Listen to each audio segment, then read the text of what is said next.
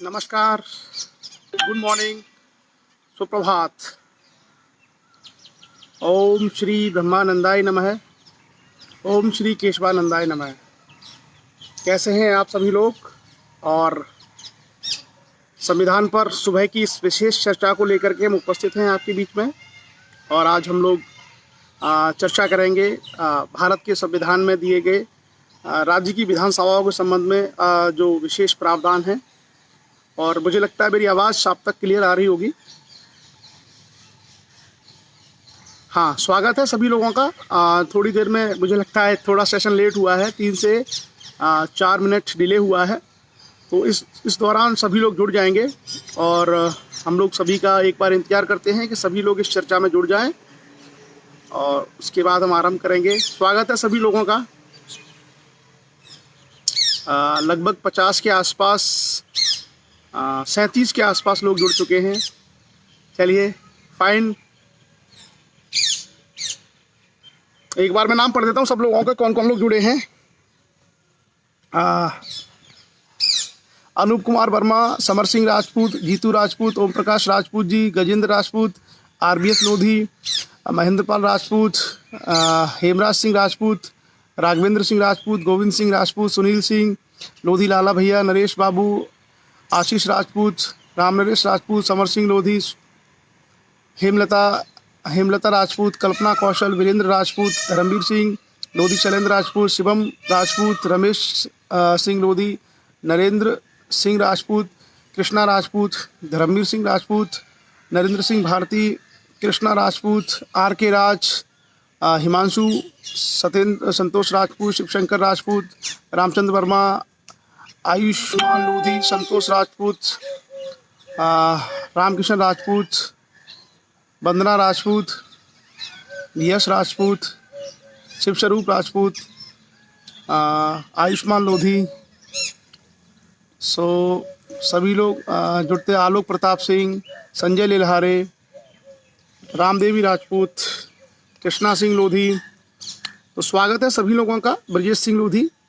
और एक बार सभी लोग इस पर चर्चा में जब जुड़ जाएंगे तो उसके बाद हम लोग आज का टॉपिक आरंभ करेंगे। और आज जैसा कि हम लोगों ने कहा है, जो विधानसभाओं में विधान निर्माण की प्रक्रिया होती है उसके बारे में हम लोग चर्चा करेंगे। और ऑलरेडी हम लोग लोकसभा में और राज्यसभा में यानी संसद में कानून कैसे निर्माण होता है उसके बारे में हम लोग पहले ही डिस्कशन कर चुके हैं। आज जो हमारी चर्चा है वो विधानसभाओं की प्रक्रिया को लेकर के रहेगी। और जो विधानमंडल हैं, विधानसभा और विधान परिषद, उसकी बेसिक जो चर्चा थी, उनका गठन कैसे होता है, उनके सचिवालय इत्यादि, उनकी योग्यताएं, अहर्ताएं और निरर्ताएं, ये सारे हम लोग चर्चा कर चुके थे। आज हम लोग जो अंतिम उसका पड़ाव है, कानून निर्माण की प्रक्रिया कि विधानसभाओं के द्वारा किस तरीके से कानूनों का निर्माण होता है उसको हम लोग देखेंगे। जयंती राजपूत, राघवेंद्र राजपूत, दिनेश श्वेता सिंह, एडवोकेट राजपूत, KK सिंह और सारे लोग आ चुके हैं।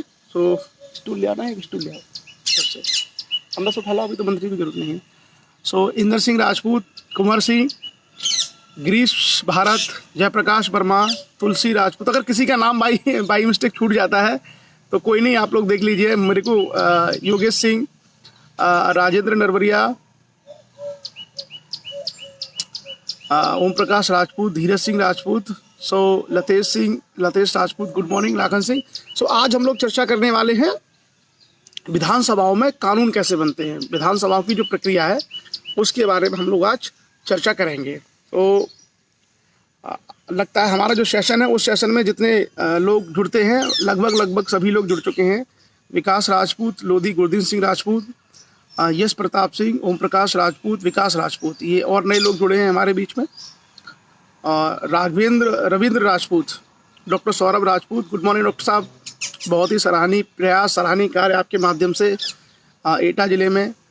ब्रजेंद्र सिंह पटेल, और उसके अलावा आपके अब लिया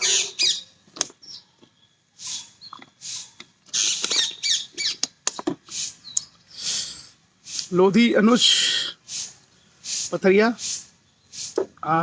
सूबेदार सिंह जी, कुलदीप राजपूत, पूनम राजपूत, कश्मीर सिंह, सो सभी लोग जुड़ चुके हैं। शिवम पटेल,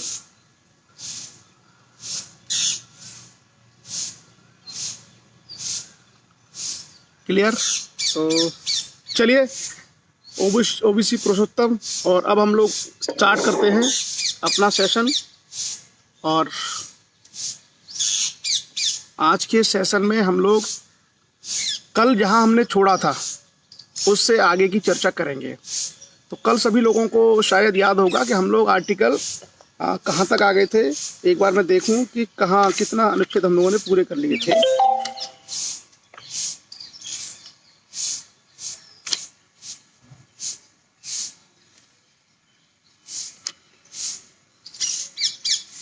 आर्टिकल 193 तक हमने पूरे किए थे कल, और आज हम चर्चा शुरू करेंगे आर्टिकल 194 संविधान के अनुच्छेद 149 से।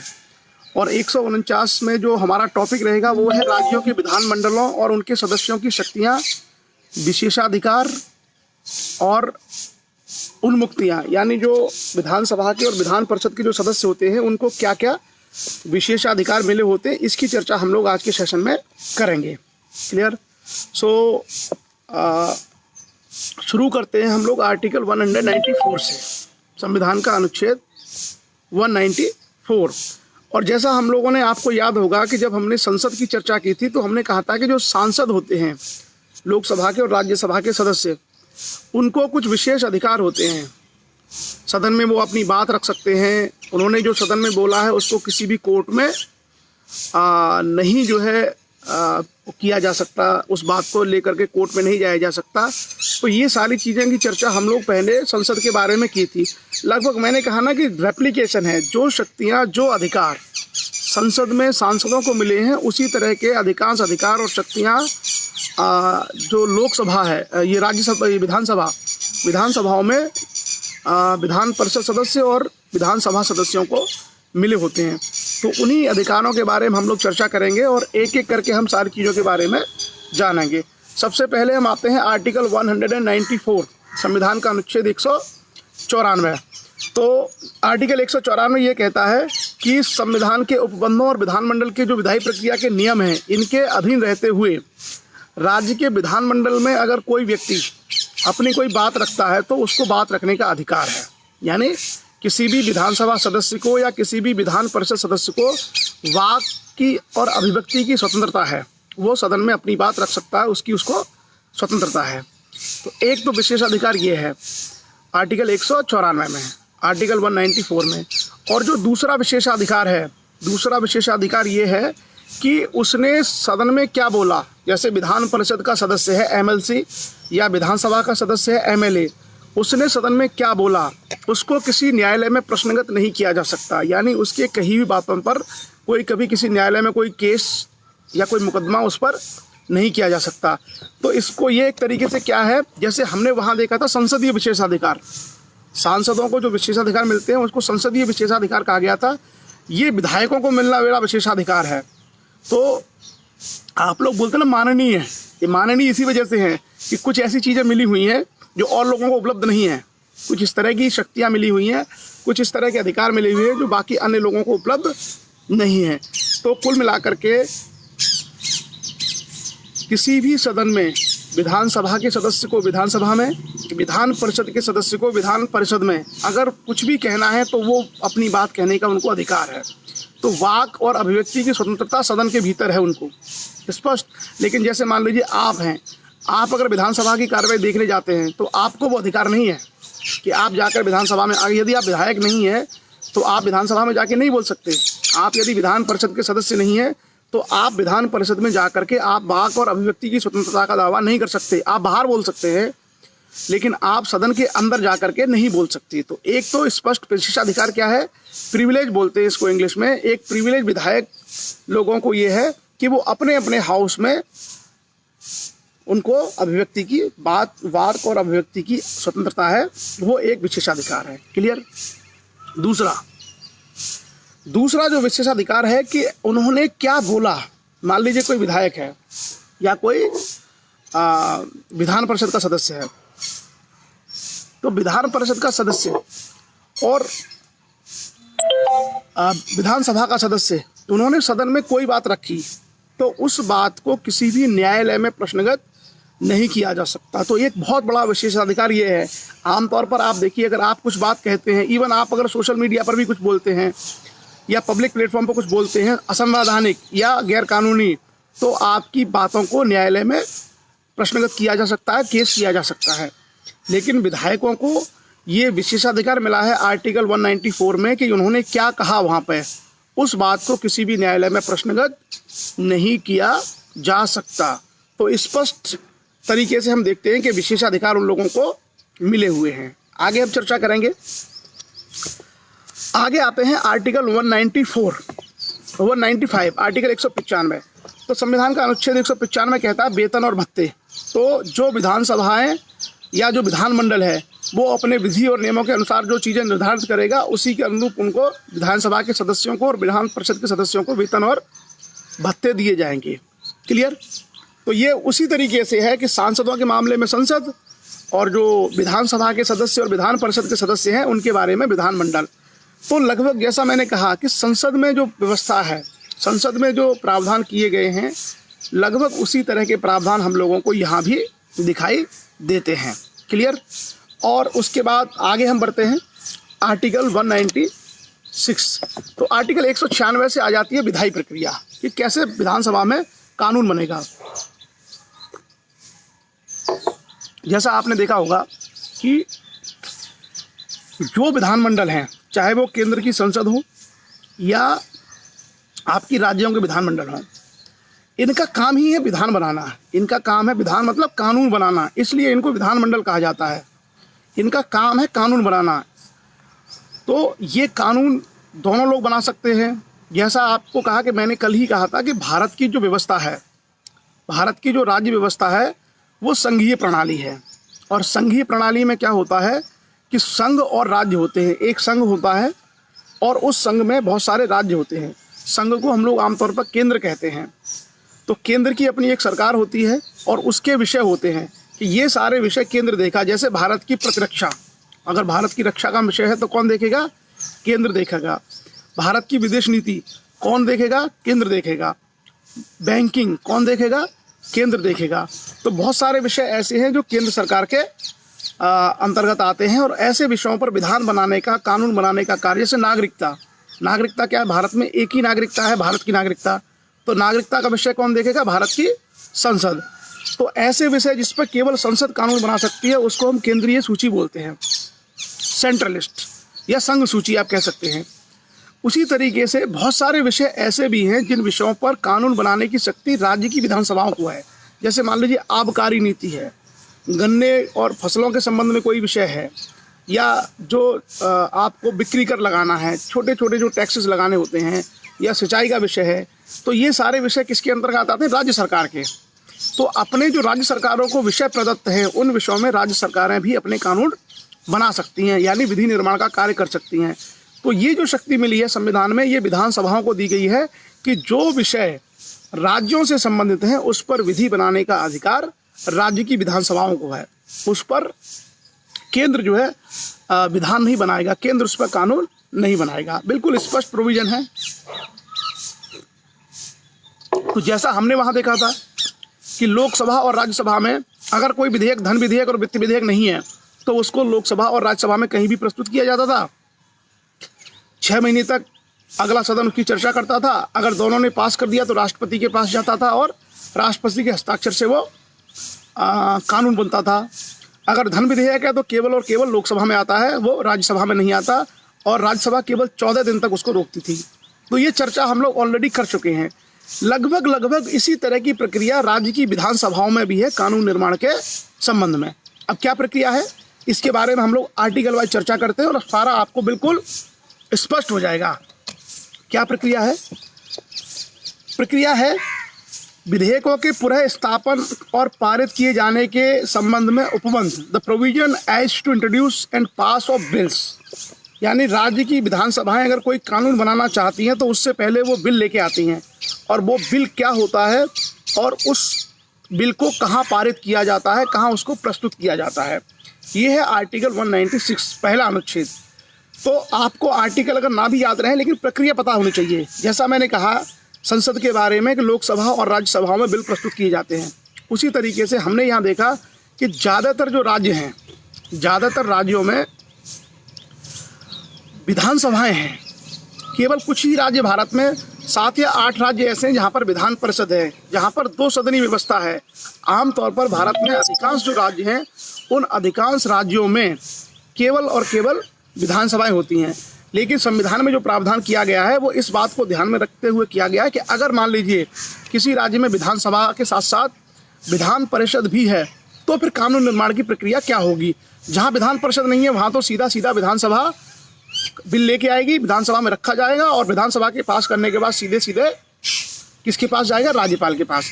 और राज्यपाल उस पर क्या करेगा उसकी चर्चा हम लोग बाद में करेंगे। तो हम लोग जो अध्ययन कर रहे हैं वो दोनों दृष्टिकोण से करेंगे कि विधान परिषद भी है तब ऐसी स्थिति में क्या होगा। क्लियर?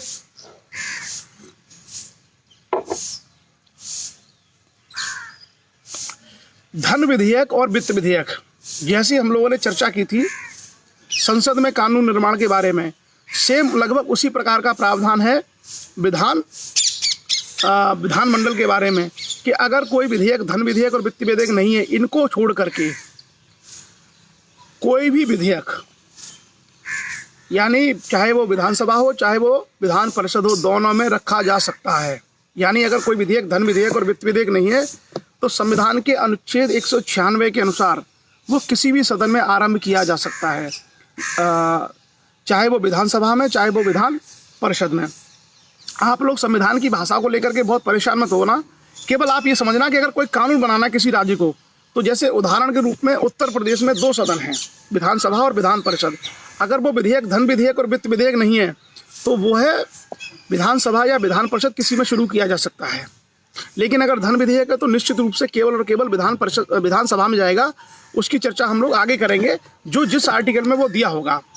दूसरा क्या है, अगर किसी राज्य के विधानमंडल में लंबित विधेयक, जैसे मान लीजिए विधानसभा में प्रस्तुत किया गया या विधान परिषद में प्रस्तुत किया गया, अगर सत्र का अवसान हो जाता है, सेशन चलता है विधानसभा का, जैसे लोकसभा और राज्यसभा का सत्र चलता है उसी तरीके से विधानसभाओं के, विधान परिषद के सत्र भी चलते हैं। तो कोई विधेयक अगर इंट्रोड्यूस हुआ, कोई बिल अगर आया उसमें, और वो अगर विधेयक किसी वजह से सत्र का अवसान हो गया, कहा कि भाई कोरोना वायरस है, सत्र जो आगे नहीं बढ़ाएंगे, सत्र की कार्रवाई यही बंद करते हैं, तो वो विधेयक समाप्त नहीं होगा। तो सत्र के अवसान पर विधेयक समाप्त नहीं होगा। यह बात भी आर्टिकल 196 में लिखी हुई है। उसके अलावा इसमें क्या लिखा है, जैसे मान लीजिए किसी राज्य की विधानसभा ने अगर कोई विधेयक लंबित है और विधानसभा ने पारित नहीं किया है, मान लीजिए विधान परिषद में कोई बिल लंबित है, विधान परिषद कोई बिल पास करना चाहती है और वो बिल अभी विधान परिषद ने पारित करके विधानसभा में नहीं भेजा है और इसी बीच में विधानसभा भंग हो जाती है, नए चुनाव होते हैं या कुछ भी हो जाता है, तो जो विधेयक विधान परिषद में लंबित था वो समाप्त नहीं होगा, वो बना रहेगा। लेकिन अगर कोई विधेयक विधानसभा में प्रस्तुत किया जाता है, विधानसभा में है और विधानसभा ने पारित करके विधान परिषद को नहीं भेजा है और मान लीजिए किसी कारण से विधानसभा भंग हो जाती है, तो वह विधेयक भी समाप्त हो जाएगा। तो कुल मिलाकर के इसके पीछे लॉजिक क्या है, इसके पीछे लॉजिक यही है कि विधान परिषद तो कभी भंग होता नहीं है। विधान परिषद क्या है, स्थायी सदन है और विधानसभा का कार्यकाल 5 साल का होता है। तो अगर कोई विधेयक जैसे विधानसभा में था, विधानसभा उस पर चर्चा कर रही थी लेकिन पारित करके उसको विधान परिषद को नहीं भेजा था, अगर विधानसभा भंग हो गई, कल को किसी और की सरकार आ जाए तो दूसरी जो सरकार आएगी दूसरे दल की, क्या वो उसकी बात को मानेगी? वो कहेगी ये विधेयक गलत है, हम अपना लेके आएंगे।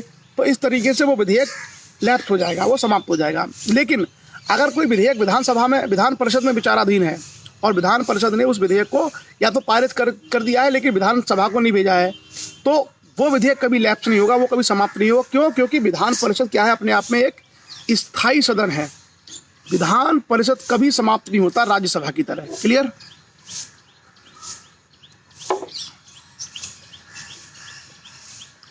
चलिए आगे हम बढ़ेंगे। अब आर्टिकल 197 संविधान का अनुच्छेद 197 और 197 में हम चर्चा करेंगे धन विधेयक से के अलावा जो दूसरे विधेयक होते हैं, यानी धन विधेयक से भिन्न जो विधेयक होते हैं उनको पारित करने में विधान परिषद की क्या शक्तियाँ होती हैं। जैसे आपने कहा ना कि धन विधेयक का तो सीधा सिस्टम है कि भैया उसको विधानसभा में लाइए, विधानसभा उसको पारित करेगी, 14 दिन का टाइम है। 14 दिन में अगर विधान परिषद ने कोई निर्णय नहीं लिया तो भी वो पारित ही माना जाता है। सेम लोकसभा की तरह लोकसभा में क्या होता है कि धन विधेयक केवल और केवल लोकसभा में आता है, और अगर 14 दिन के अंदर राज्यसभा ने अगर उसको पारित नहीं किया तो लोकसभा द्वारा पारित धन विधेयक पारित माना जाता है। सेम प्रोसीजर है कि अगर कोई किसी राज्य में विधानसभा और विधान परिषद दोनों सदन हैं और विधानसभा ने पारित कर दिया और 14 दिन में अगर विधान परिषद ने कोई उत्तर नहीं दिया या पारित नहीं किया तो भी वो पारित माना जाएगा। लेकिन साधारण विधेयकों के बारे में विधान परिषद को शक्ति है, साधारण विधेयकों के बारे में विधान परिषद को शक्ति है। और केंद्र में जो कानून निर्माण की प्रक्रिया है उससे थोड़ी सी कानून निर्माण की प्रक्रिया राज्य में कठिन है। राज्य में जो है राष्ट्रपति और राज्यपाल को शक्तियां हैं। क्या शक्ति है कि अगर कोई साधारण विधेयक है और वो विधानसभा ने पारित किया है तो विधानसभा उस विधेयक को विधान परिषद के पास भेजेगी। विधान परिषद उसको अस्वीकार कर सकती है, उसमें संशोधन कर सकती है या उसको स्वीकार कर सकती है और वापस भेज सकती है विधानसभा को। लेकिन ऐसा करने के लिए उसको 3 महीने का समय होता है। कितना? 3 महीने का। तो जो केंद्र में हमने प्रावधान देखा था कि केंद्र में जब बनता है, लोकसभा से जब राज्यसभा में जाता है या राज्यसभा से लोकसभा में जाता है तो वहाँ पर 6 महीने का समय है। यहाँ पर विधानसभा अगर कोई विधेयक भेजती है तो विधान परिषद उसको मैक्सिमम 3 महीने तक अपने पास रख सकती है और 3 महीने बाद उसको भेजती है। उसके बाद हो सकता है विधानसभा उसके संशोधन से सहमत हो ना हो, और अगर नहीं है तो मान लीजिए फिर उसको भेजना पड़ेगा, फिर वो 3 महीने तक रख सकते हैं। और ऐसे विधेयक फिर बाद में जाते हैं दोनों सदनों के बाद राज्यपाल के पास। लेकिन यहाँ पर पेच फंस जाता है। राज्यपाल किसी भी विधेयक पर अनुमति दे सकता है, अनुमति रोक सकता है या उसको राष्ट्रपति के लिए सुरक्षित कर सकता है। तो जो केंद्र में हमने देखा था कि राष्ट्रपति पुनर्विचार के लिए वापस कर सकते हैं और पुनर्विचार के बाद अगर आया तो राष्ट्रपति को साइन करने होंगे। राज्य के संबंध में ऐसा नहीं है। राज्य विधानसभाओं के द्वारा, राज्य विधानमंडल के द्वारा पारित विधेयक पर राज्यपाल यदि चाहे तो उसको राष्ट्रपति के लिए भेज सकता है। तो ऐसे में कानून निर्माण में जो विधानमंडल है उनकी शक्ति संसद के बजाय कम है। संसद के पास ज़्यादा बड़ी शक्ति है अगर हम तुलना करें राज्य की विधानमंडल से। तो राज्य के विधानमंडलों के पास वो शक्तियाँ नहीं है। हालांकि वो बहुत सारे विषयों पर कानून बनाते हैं, लेकिन जो राज्यपाल को शक्ति दी गई है कि राज्यपाल किसी विधेयक को राष्ट्रपति के लिए सुरक्षित रख सकता है। तो जैसा मैंने कहा ना कि कुछ मामलों में राज्यपाल के पास ज़्यादा शक्तियाँ हैं राष्ट्रपति से, वो ऐसे ही कुछ मामले हैं। इसी तरीके से हम लोग चर्चा करेंगे कि किन किन विषयों पर उनको ज़्यादा शक्तियाँ प्राप्त है। क्लियर? उसके बाद आते हैं धन विधेयकों के संबंध में प्रक्रिया, मनी बिल।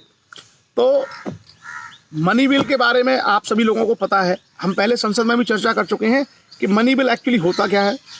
मनी बिल मतलब धन विधेयक का मतलब है कोई कर लगाना, संचित निधि से कुछ खर्चा करना, कोई ऋण लेना, ये जो सारे के सारे आइटम्स हैं ये धन विधेयक में आते हैं।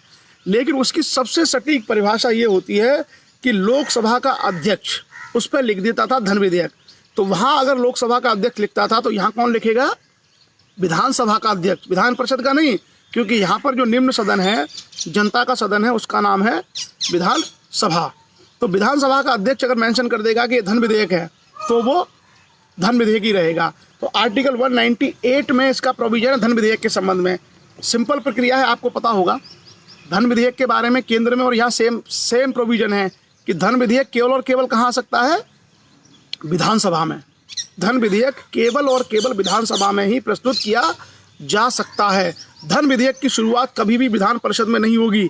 और केंद्र में भी आप याद रखना, केंद्र में कभी भी धन विधेयक राज्यसभा में प्रस्तुत नहीं किया जाएगा। धन विधेयक केवल और केवल लोकसभा में ही प्रस्तुत किया जाएगा। ये प्रोविजन है संविधान में बिल्कुल स्पष्ट।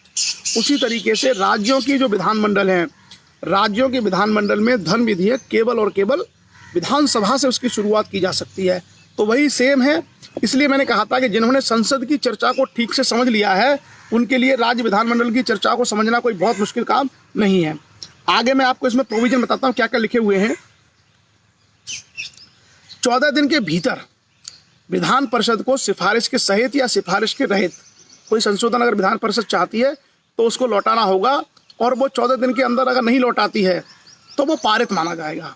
तो एक तरीके से हम ये कह सकते हैं कि जो हमारी विधानसभाएं हैं, विधानसभाओं को धन विधेयक के बारे में पूरा विशेषाधिकार है, पूरी शक्ति मिली हुई है, और ये होना भी चाहिए, क्योंकि धन खर्च करना, कर लगाना, ये सारा काम सरकार का है, और सरकार का सही रिप्रेजेंटेशन कौन करता है? विधानसभा। विधानसभा ही सही मामले में जनता का प्रत्यक्ष सदन है, जनता के द्वारा बनाया गया प्रत्यक्ष सदन है। उसके बाद और इसमें कोई टेक्निकल चीज़ें नहीं है, 14 दिन के भीतर वो पारित कर दिया जाएगा। अब अगला जो आर्टिकल है वो आता है धन विधेयक की परिभाषा। तो शायद आपको याद होगा, हमने जब संसद की चर्चा की थी तो संसद की चर्चा में हम लोगों ने आर्टिकल 110 में पढ़ा था धन विधेयक। आर्टिकल 110 में हमने पढ़ी थी कि धन विधेयक की परिभाषा क्या है, मनी बिल की। तो वहाँ पर जो संविधान के अनुच्छेद 110 में परिभाषा थी, लगभग वैसी ही परिभाषा राज्यों के संबंध में, जब राज्यों के विधानमंडल कोई धन विधेयक पास करेंगे तो वही उसी तरह की परिभाषा संविधान के अनुच्छेद 199 में दी गई है राज्यों के विधानमंडल के बारे में। क्या परिभाषा है धन विधेयक की? किसी कर का अधिरोपण, उत्सादन, परिहार, परिवर्तन या विनियमन। एक्चुअली ये थोड़े से टफ वर्ड हैं, आपको मैं अगर इंग्लिश पढ़ूंगा समझ में आ जाएगा। द इम्पोजिशन, एबोल्यूशन, कोई कर लगाना, एबोल्यूशन माने कर लगा हुए कर है उसको समाप्त कर देना, रेमिशन यानी कम कर देना, अल्ट्रेशन उसमें बदलाव कर देना, और रेगुलेशन ऑफ एनी और उसको विनियमित कर देना।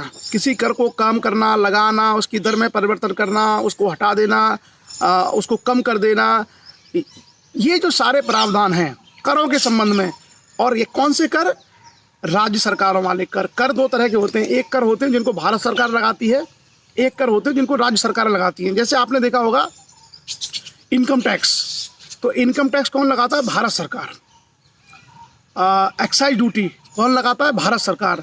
लेकिन आपने देखा होगा कई सारी सरकारें ऐसी होती है, कई सारे कर ऐसे होते हैं जो राज्य सरकार लगाती है। जैसे आपने देखा होगा बिक्री कर, आप दुकानों पर जाते हो बिक्री कर जो लगता है, या आपने देखा होगा जो शराब इत्यादि होती है, सिंचाई कर।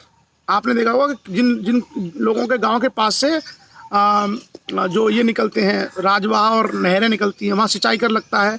तो इस तरीके से बहुत सारे कर ऐसे होते हैं जो राज्य सरकारें लगाती हैं। तो राज्य सरकारें, जो लिस्ट दी गई है, अगर राज्य सरकारें अपने करों के संबंध में उनकी दरों में कोई बदलाव चाहती हैं, नए कर लगाना चाहती हैं, पुराने करों को हटाना चाहती हैं, तो ऐसे जो कोई विधेयक आएगा वो विधेयक हमेशा धन विधेयक होगा राज्य सरकार के अनुसार। और राज्य को कोई उधार लेना है, कोई गारंटी देनी है, तो वह सारी राशि भी किस में आएगी?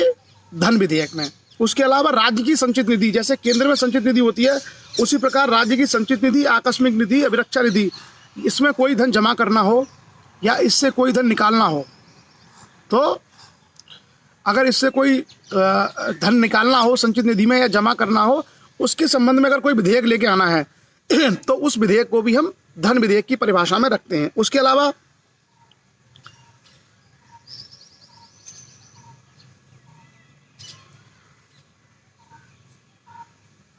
और जैसा मैंने कहा, राज्य की विधानसभा कोई धन विधेयक है या नहीं है, उसकी अंतिम परिभाषा कौन तय करेगा?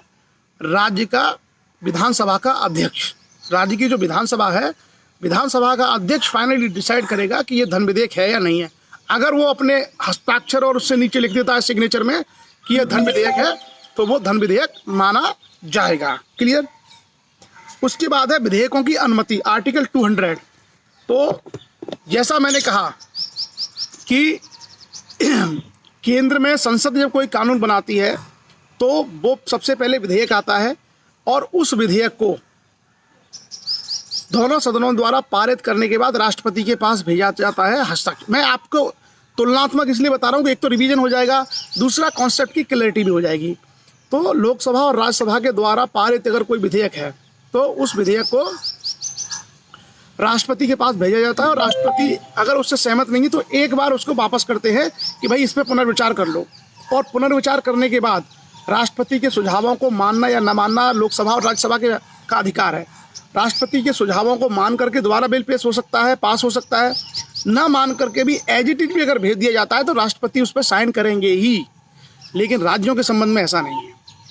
संविधान के अनुच्छेद 200 के अनुसार अगर राज्य के विधानमंडलों द्वारा पारित कोई विधेयक यदि राज्यपाल के पास जाता है तो राज्यपाल के पास 4 रास्ते हैं।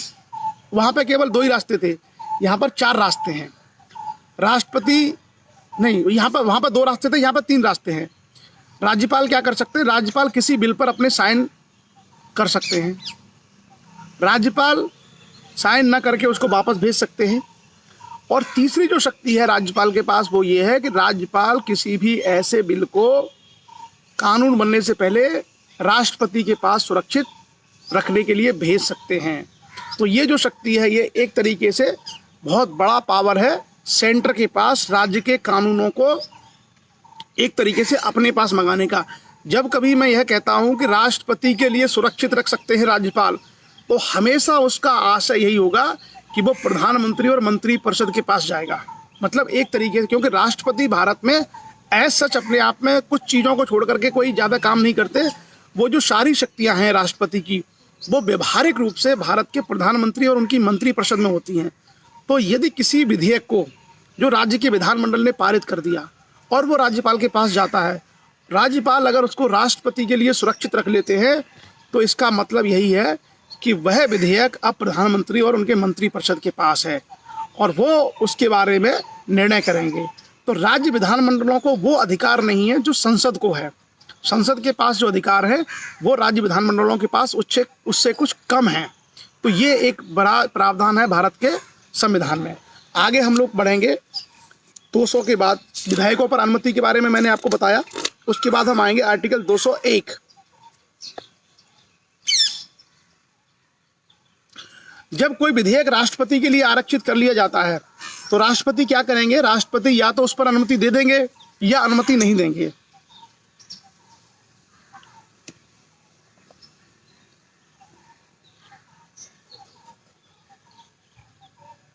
और उसके बाद अगर मान लीजिए राष्ट्रपति ने अनुमति नहीं दी और वापस भेज दिया तो 6 महीने का समय होता है। उस 6 महीने के समय के अंदर अंदर फिर से वो दोनों सदनों के द्वारा पारित करना होगा और 6 महीने के अंदर फिर से राज्य की विधानसभा और राज्य की विधान परिषद उसको पारित करके भेजती हैं राज्यपाल के पास।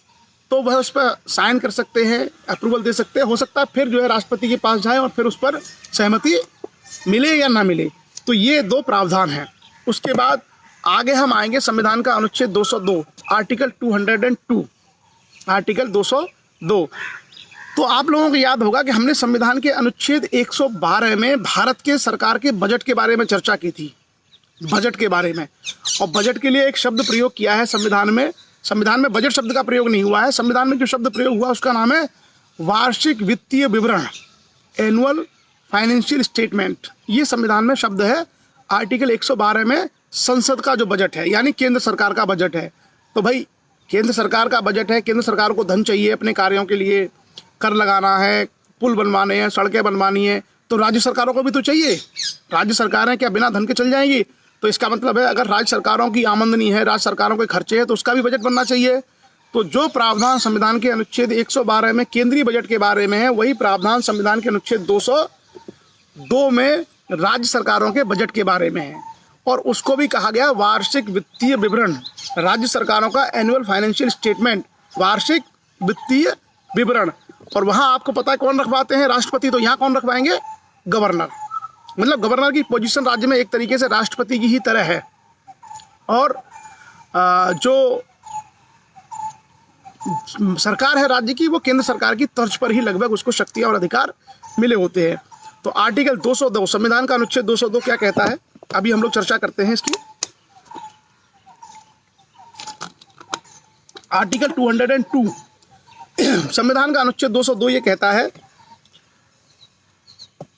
वार्षिक वित्तीय विवरण, एनुअल फाइनेंशियल स्टेटमेंट। उसके अनुसार राज्यपाल प्रत्येक वित्तीय वर्ष के संबंध में राज्य के विधानमंडल के सदन या सदनों के समक्ष उस राज्य की उस वर्ष के लिए प्राकल्पिक प्राप्तियों और व्यय का विवरण लिखवाएगा, जिसे इस भाग में वार्षिक वित्तीय विवरण कहा गया है।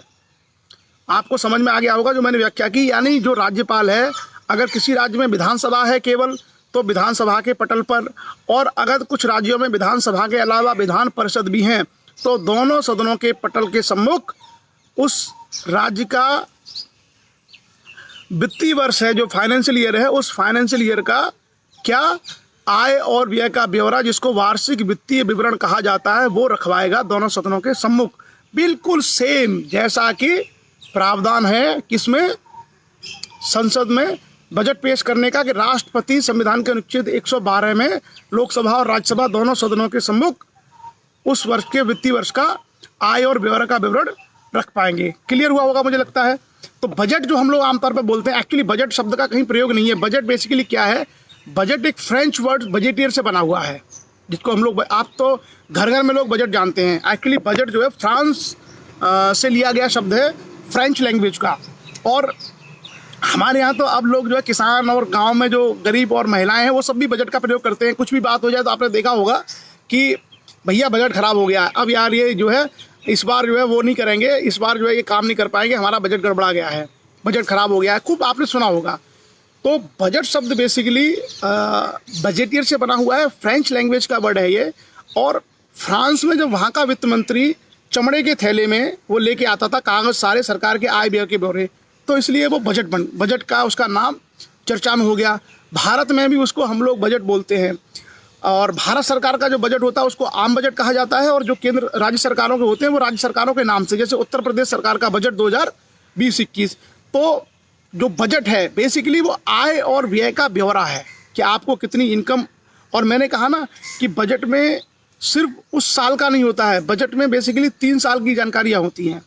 पिछला साल जो निकल गया था उस पिछले साल में एक्चुअल कितने खर्चे हुए और कितनी इनकम हुई उसकी पूरी जानकारी होती है।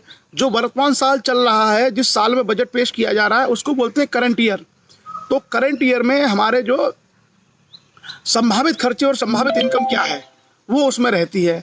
और जो हमारा आने वाला वर्ष है उस आने वाले वर्ष के अनुमान भी प्रस्तुत किए जाते हैं कि आने वाले वर्ष में जो नेक्स्ट फाइनेंशियल ईयर है उसमें हमारा अनुमान क्या रहेगा, यानी कितनी हमको उम्मीद है कि इतनी इनकम हो जाएगी और कितना एक्सपेक्टेशन है कि हमारे उसमें हमारा खर्चे होंगे। तो बजट में बेसिकली 3 सालों के प्रोविजन होते हैं, लास्ट ईयर, करंट ईयर और आने वाला जो ईयर है next year. Last year, current year, next year.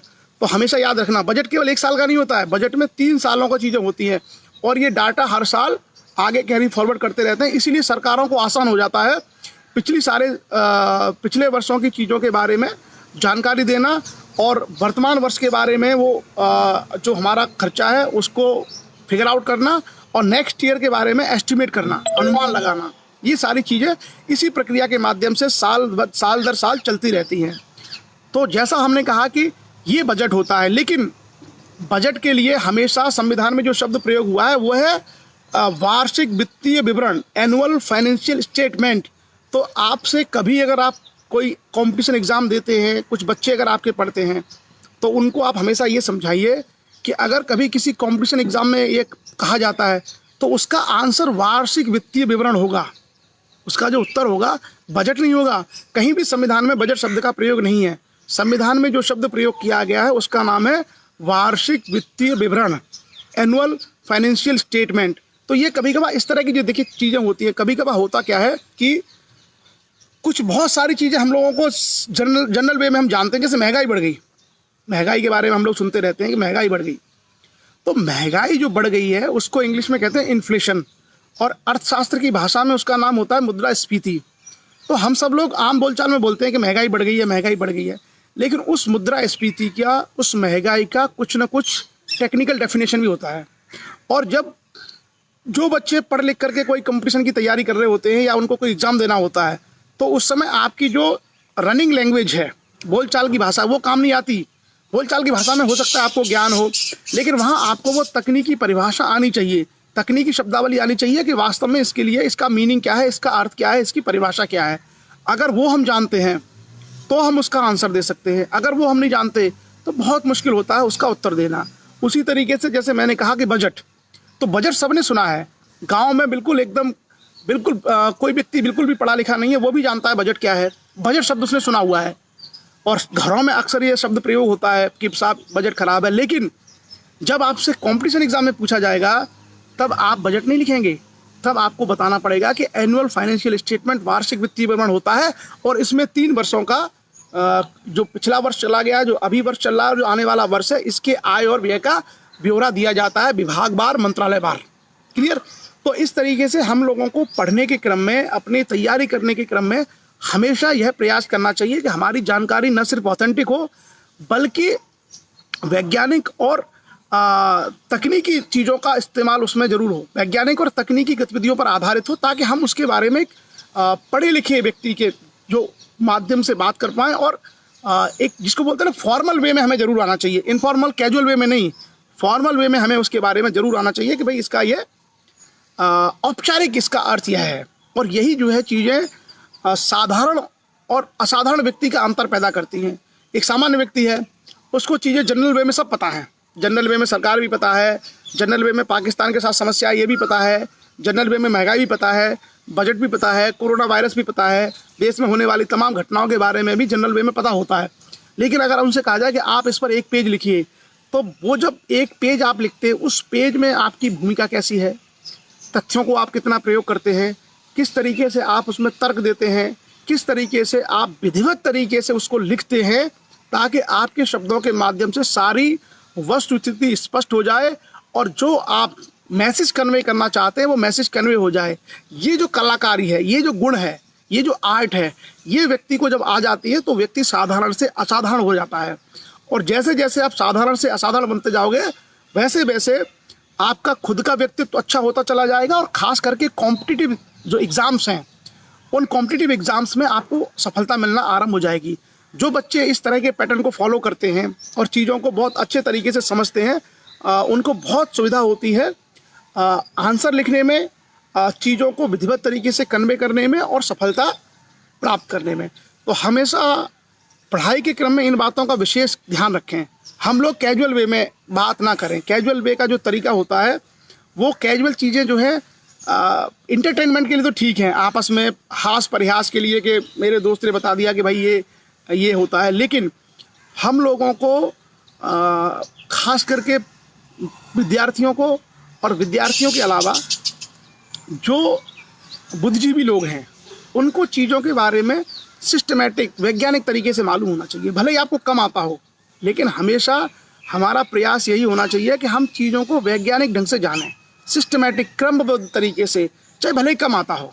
जैसे मैंने देखा कि अभी आगे की चर्चा करेंगे बजट की, उससे पहले कुछ विषय जहन में आ गया कि आपने देखा होगा कि कोई भी घटना घटती है, कहीं भी कोई बात होती है, होती रहती है रोज़ाना।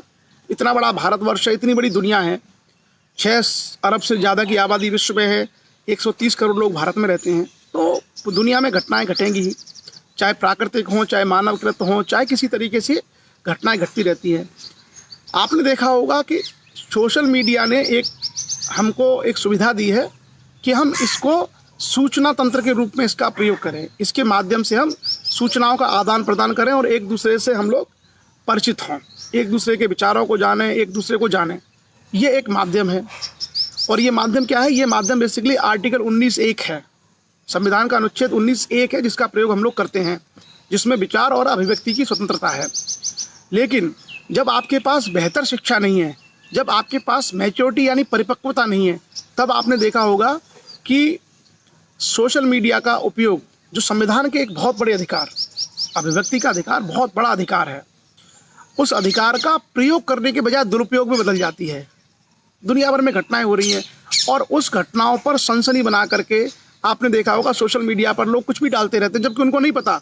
मान लीजिए महाराष्ट्र में कोई घटना हुई या बंगाल में कोई घटना हुई और कोई जो है व्यक्ति बैठा है उत्तर प्रदेश या मध्य प्रदेश में, क्या वो उसकी वस्तुस्थिति के बारे में जानता है? क्या उसको इस पर टिप्पणी करनी चाहिए? क्या उसको सनसनी फैलानी चाहिए? क्या ऐसे व्यक्तियों को सामाजिक जो सौहार्द है उसको डिस्टर्ब करना चाहिए? नहीं, क्योंकि हम उन घटनाओं से परिचित नहीं हैं। और ये काम किसका है? ये काम पत्रकारों का है कि पत्रकार उसके विषय में जानकारी दें और कानून उसके बारे में अपनी कार्रवाई करे। और कानून जब कार्रवाई करेगा तो उसके आधार पर न्यायालय फिर उसका पक्ष जान करके निर्णय देगा कि क्या सही था, क्या गलत था। लेकिन होता क्या है कि सोशल मीडिया पर दी गई सुविधा का लोग दुरुपयोग करते हैं। वो किसी भी घटना पर जजमेंटल हो जाते हैं। यहाँ बैठे बैठे आप बैठे हैं एक गांव में यूपी के अलीगढ़ में, घटना हो गई केरल में। आपको नहीं पता कि केरल में जहाँ घटना हुई है उस घटना में वहाँ पर क्या स्थिति थी, कौन लोग शामिल थे, क्या वहाँ की वस्तुस्थिति है, प्रशासन ने क्या कदम उठाए हैं, आपको कुछ भी नहीं पता। लेकिन आपने सनसनी बना के उसको डाल दिया कि ये हो गया, अब हम ये कर देंगे। भाई आपको क्या पता उसके बारे में? और फिर अगर आप ही ये कर देंगे तो जो सिस्टम बना हुआ है देश में, पत्रकारों का काम है उस घटना के बारे में पूरे देश को बताना, पुलिस प्रशासन का और एडमिनिस्ट्रेशन का काम है उस पर कार्रवाई करना, जुडिशरी का काम है उस घटना का पर न्यायिक कार्रवाई करना, तो फिर वो लोग क्यों हैं, वो व्यवस्थाएं क्यों हैं? और हम कुछ नहीं कर पाते। मैं आपको बताऊं, जो लोग अपने आप को 30 मार का समझते हैं सोशल मीडिया पे, कि जो सनसनी वाली पोस्ट या अनावश्यक पोस्ट डालते हैं, आप कुछ नहीं कर सकते। इस तरह की जो हरकतें करते हैं वो लोग कुछ नहीं कर सकते। आप एक दिन पोस्ट डालोगे, 2 दिन डालोगे, 3 दिन डालोगे, ना तो आप कोई लीगल एक्शन कर सकते, ना आप जाकर के कोई वहाँ आंदोलन कर सकते, कुछ नहीं कर सकते। आप यहाँ डाल करके अनावश्यक संविधान विरोधी गतिविधियों को बढ़ावा देते हैं, जो संविधान आपको नहीं कहता कि आप सामाजिक सौहार्द को या किसी तरीके से व्यवस्था को डिस्टर्ब करो। आप बैठ करके एक पोस्ट डाल दी और आपको क्या चाहिए? अरे भैया इतनी पोस्ट, 15 लोगों ने हमारी पोस्ट के समर्थन में कमेंट कर दिया कि हाँ अब हम ये कर देंगे, हम ये कर देंगे। एक भी कुछ नहीं करेगा, एक भी ना वहाँ जाएगा, ना एक भी वहाँ कुछ कर सकता है। तो इन सब चीज़ों से बचना चाहिए। और ख़ास करके जो युवा वर्ग है, मैंने देखा कि महाराष्ट्र की घटना के ऊपर जो अभी हुई है, सोशल मीडिया पे इतनी पोस्टें डाली गई, मैं गारंटी दे रहा हूँ कि एक भी युवा जो इस तरह की पोस्टें डाल रहे हैं, कोई एक भी युवा वहाँ नहीं जाएगा महाराष्ट्र। और इस समय तो जा भी नहीं सकता, इस समय लॉकडाउन है, जा भी नहीं सकता। भाई क्यों इस तरह की पोस्टें डालते हो? क्या हो जाएगा आपसे? वहाँ का प्रशासन नहीं है क्या? वहाँ की मशीनरी नहीं है इस काम को करने के लिए? मैंने कहा ना, दुनिया भर में, पूरे विश्व में 6 अरब से ज़्यादा लोग रहते हैं, अकेले भारतवर्ष में 1.25 अरब से ज़्यादा लोग रहते हैं। तो ये जो सारी चीज़ें हैं, वो सारी की सारी घटनाएं वैश्विक परिदृश्य में होंगी, होती रहती हैं। आप बताइए, क्या हम सब लोग जो इस पर चर्चा में हैं, हम सभी लोगों में से बहुत सारे लोग हैं, तमाम तरह तरह की चीज़ें हम लोगों के बीच में होती रहती हैं। तो संसार इसी तरीके से चलता है, जो विश्व व्यवस्था इसी तरीके से चलती है, सुधारात्मक प्रयासों में चलती है कि कोई गतिविधियाँ कम से कम हों। तो हमारा जो पढ़े लिखे होने का दायित्व क्या होता है? पढ़े लिखे होने का दायित्व भी होता है कि हम गंभीरता लेके आएँ अपने अभिव्यक्ति में, अपने विचारों में, अपने व्यक्तित्व में। हम अगर गंभीरता लेके आएंगे तो हम किसी भी घटना पर आक्रामक, सनसनी वाली या माहौल ख़राब करने वाली प्रतिक्रिया नहीं देंगे।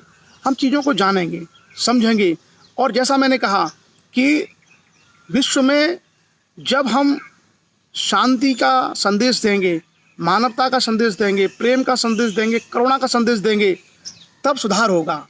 हम अगर प्रतिशोध, प्रतिक्रिया, आक्रामकता, हिंसा, अगर इस तरह की चीज़ों का संदेश देंगे तो कभी भी विश्व व्यवस्था में सुधार नहीं होगा।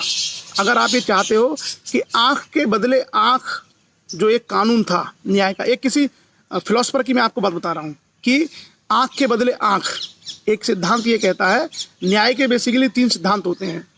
न्याय का एक सिद्धांत ये कहता है कि सबसे पहले व्यक्ति ने जो अपराध किया है उसको उस अपराध से भी ज़्यादा बड़ी सज़ा दी जाए, पहला सिद्धांत। इसको बोलते हैं कठोर दंड का सिद्धांत।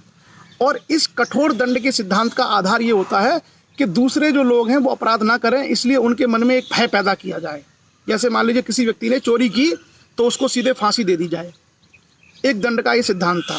इसको बाद में चल करके विद्वानों ने खारिज कर दिया। उन्होंने कहा कि ये न्याय संगत नहीं है, अगर छोटे से अपराध को हम इस तरह की चीज़ों को करेंगे तो ये कहीं से न्याय संगत नहीं है। दूसरा जो न्याय का सिद्धांत आया, कि बराबर का दंड, जितना दंड उतना अपराध। तो जैसे किसी एक व्यक्ति ने एक व्यक्ति की आंख फोड़ी है तो उसकी भी आंख फोड़ दी जाए। इसके बारे में विद्वानों ने ये कहा कि अगर हम यदि ऐसा करेंगे तो क्या होगा, सारी दुनिया अंधी हो जाएगी। भाई एक व्यक्ति ने किसी की आंख फोड़ी, उसने उसकी फोड़ दी, तो जो उसकी फोड़ेगा फिर वो उसकी फोड़ेगा, तो दुनिया अंधी हो जाएगी। तो ये भी जो है स्वीकार नहीं किया गया। बाद में जो तीसरा न्याय का सिद्धांत है वो कहता है सुधारात्मक। यदि कोई व्यक्ति अपराध करता है तो उसको दंड इतना दो, कम दंड दो अपराध की तुलना में, और उसको सुधरने का, अच्छा होने का अवसर दो, उससे चीज़ें बेहतर होंगी। भारतीय न्याय व्यवस्था में अगर आप देखेंगे, इंडियन जुडिशल सिस्टम में, तो तीनों चीज़ों का सम्मिश्रण अपनाया है। कुछ जो रेयरेस्ट केस होते हैं, जैसे निर्भया केस हुआ था, उसमें फांसी हुई थी।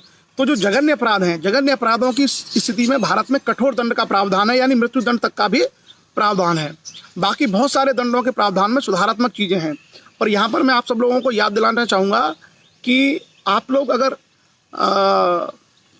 गौतम बुद्ध को पढ़ते हैं तो गौतम बुद्ध ने एक बहुत अच्छी बात कही थी, और वो जो मैंने आपको एक कहानी बताई थी अंगुलीमाल की।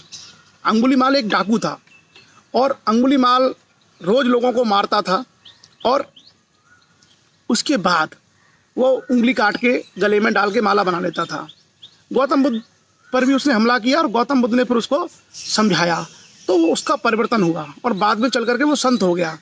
तो दुनिया सुधारात्मक उपायों पर चलती है। दुनिया में हमेशा रचनात्मक जो चीज़ें होती हैं, पॉजिटिव और कंस्ट्रक्टिव चीज़ों से दुनिया चलती है। जो मानव सभ्यता है, मानव सभ्यता अगर हिंसा, उन्माद, विद्वेष, अपराध अगर इन चीज़ों से चलेगी तो मानव सभ्यता का विनाश हो जाएगा, पतन हो जाएगा, कभी सर्वाइव नहीं कर सकती है।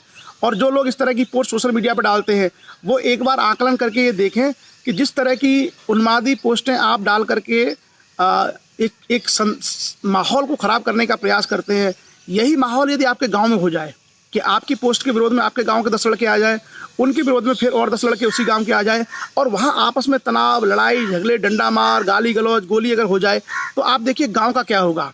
उस गांव में कई लोग मरेंगे, उस गांव में कई लोगों पे केस लगेंगे, गांव की महिलाएं विधवा होंगी, गांव के जो अर्थव्यवस्था ये बर्बाद हो जाएगी, सब लोग कोर्ट कचहरी के चक्कर लगाएंगे। तो हम लोगों को इस तरह की चीज़ें करने से बचना चाहिए। और मैंने ये देखा है कि ऐसे जो जिसको बोलते हैं ना अपरिपक्व, सेमी लिटरेट जो बच्चे हैं, या लोग भी हैं, बच्चे क्या, आप तो बड़े बड़े भी मैं देखता हूँ, मेरे को बड़ा मतलब आश्चर्य होता है कि ऐसे इतना समय बदल गया।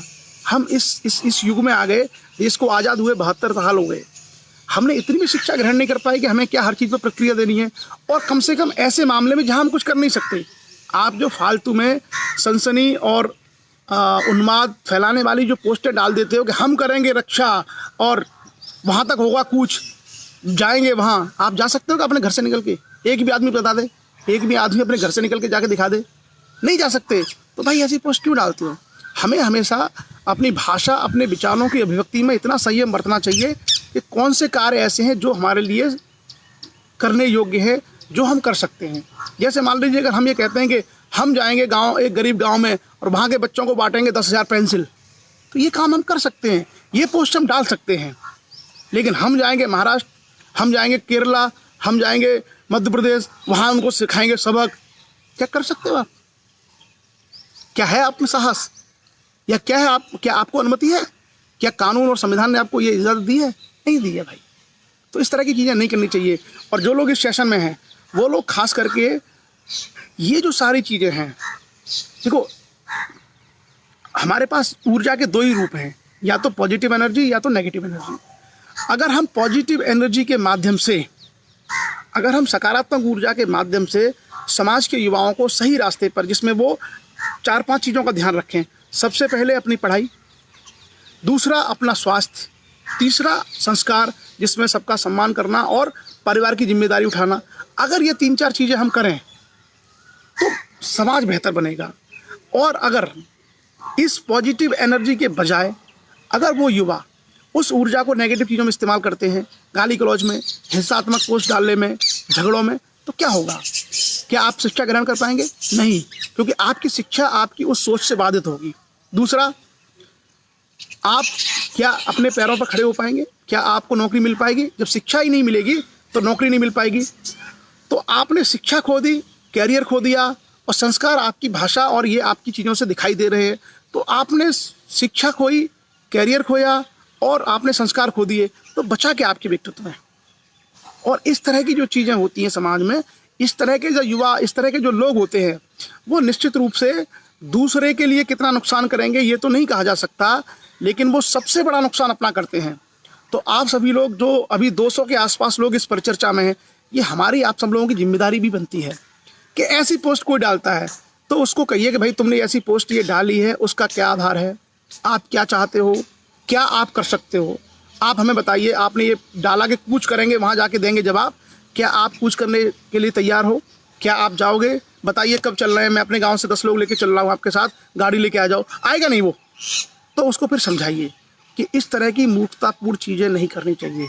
इस तरीके से क्या होता है कि जो पॉजिटिव एनर्जी, जो सकारात्मक ऊर्जा हम लगा रहे हैं कि हमारे समाज के बच्चे पढ़ें, हमारे जो गरीब लोग हैं, दिन भर मेहनत करते हैं, वो शिक्षा का मूल्य जानें, शिक्षा का महत्व समझें, वो अपने बच्चों को पढ़ाएं। जिन लोगों के पास पैसे की कमी है वो लोग अपने स्वास्थ्य पर ध्यान दें। उसकी जो पॉजिटिव एनर्जी है उसको लोग नेगेटिव एनर्जी के माध्यम से कम कर देते हैं, उसको न्यूट्रलाइज कर देते हैं। ये एक बहुत बड़ी समस्या होती है। तो कोई भी समाज बहुत तेज़ी से अगर प्रोग्रेस करना चाहता है तो उसमें सकारात्मकता होनी चाहिए, उसमें क्रिएटिविटी होनी चाहिए। उसमें जब ये नेगेटिव थॉट्स बार बार आएंगे, इसलिए मैं कहता हूँ कि सोशल मीडिया जितना लोगों का भला कर सकती है, मैंने ये देखा है कि उससे ज़्यादा लोगों का नुकसान करती है। और आप देखिए, गंभीरता गायब हो जाती है। एक सनसनी वाली पोस्ट आप डाल दीजिए तो उस सनसनी वाली पोस्ट पर तमाम लोगों की प्रतिक्रिया आएंगी। ऐसा नहीं है, कभी कभार जो पॉजिटिव लोग हैं वो पॉजिटिव लोग भी उसके झांसे में आ जाते हैं और वो क्या करते हैं, वो उस पर दूसरी पोस्ट करते हैं। तो एक एक्शन पर एक्शन के against reaction, action reaction, action reaction, और ये जो श्रृंखला बनती है एक्शन रिएक्शन की, इसमें क्या होता है, हम अपने आप में ही, हमारा ही कोई भाई है, हमारा ही समाज का कोई व्यक्ति है, हम अपने ही लोगों के बीच में टकराव, गुटबाजी, वैमनस्यता, विद्वेष पैदा होता है। और हमको लड़ना किससे है? अशिक्षा से, गरीबी से। और हम लड़ किस में रहे? आपस में। और किस बात पर? बिना बात पर। हम लड़ाई किस पे कर रहे हैं? बिना बात पर। कोई बात ही नहीं, उसका आधार ही नहीं है। और आप देखना कि 4-6 दिन में ये भी चीज़ें शांत हो जाती हैं। जितनी सनसनी और चीज़ें उठती हैं, आपने देखा होगा कि 2-4-6 दिन बाद ये शांत हो जाती हैं। लेकिन इन 2-4-6 दिन में हम लोग जो गलत तरीके की पोस्टें डालते हैं, उन गलत तरीके की पोस्टों के माध्यम से हम आपस में कटुता, वैमनस्यता, गुटबाजी, विद्वेष, एक दूसरे के प्रति ईर्ष्या, शत्रुता के भाव पैदा करते हैं। तो नुकसान किसका हुआ? हमारा आपस में, जो हमारा आपस का ताना बाना भाईचारा है वो खत्म होता है, वहाँ दिक्कत होती है। और वो जो घटना हुई या वो कोई पोस्ट हुई, उसका कोई फर्क ही नहीं पड़ा, वो 4 दिन बाद अपने आप खत्म हो जाती है। आपने देखा होगा कि 4-6 दिन में उसके बारे में चर्चा नहीं होती है। तो हम सभी लोगों को इन सब चीज़ों से सतर्क रहना चाहिए, बचना चाहिए। और शिक्षा का, जैसे मैंने कल भी चर्चा की थी, शिक्षा का ये मतलब ही नहीं है, एजुकेशन का मतलब ही नहीं है डिग्री।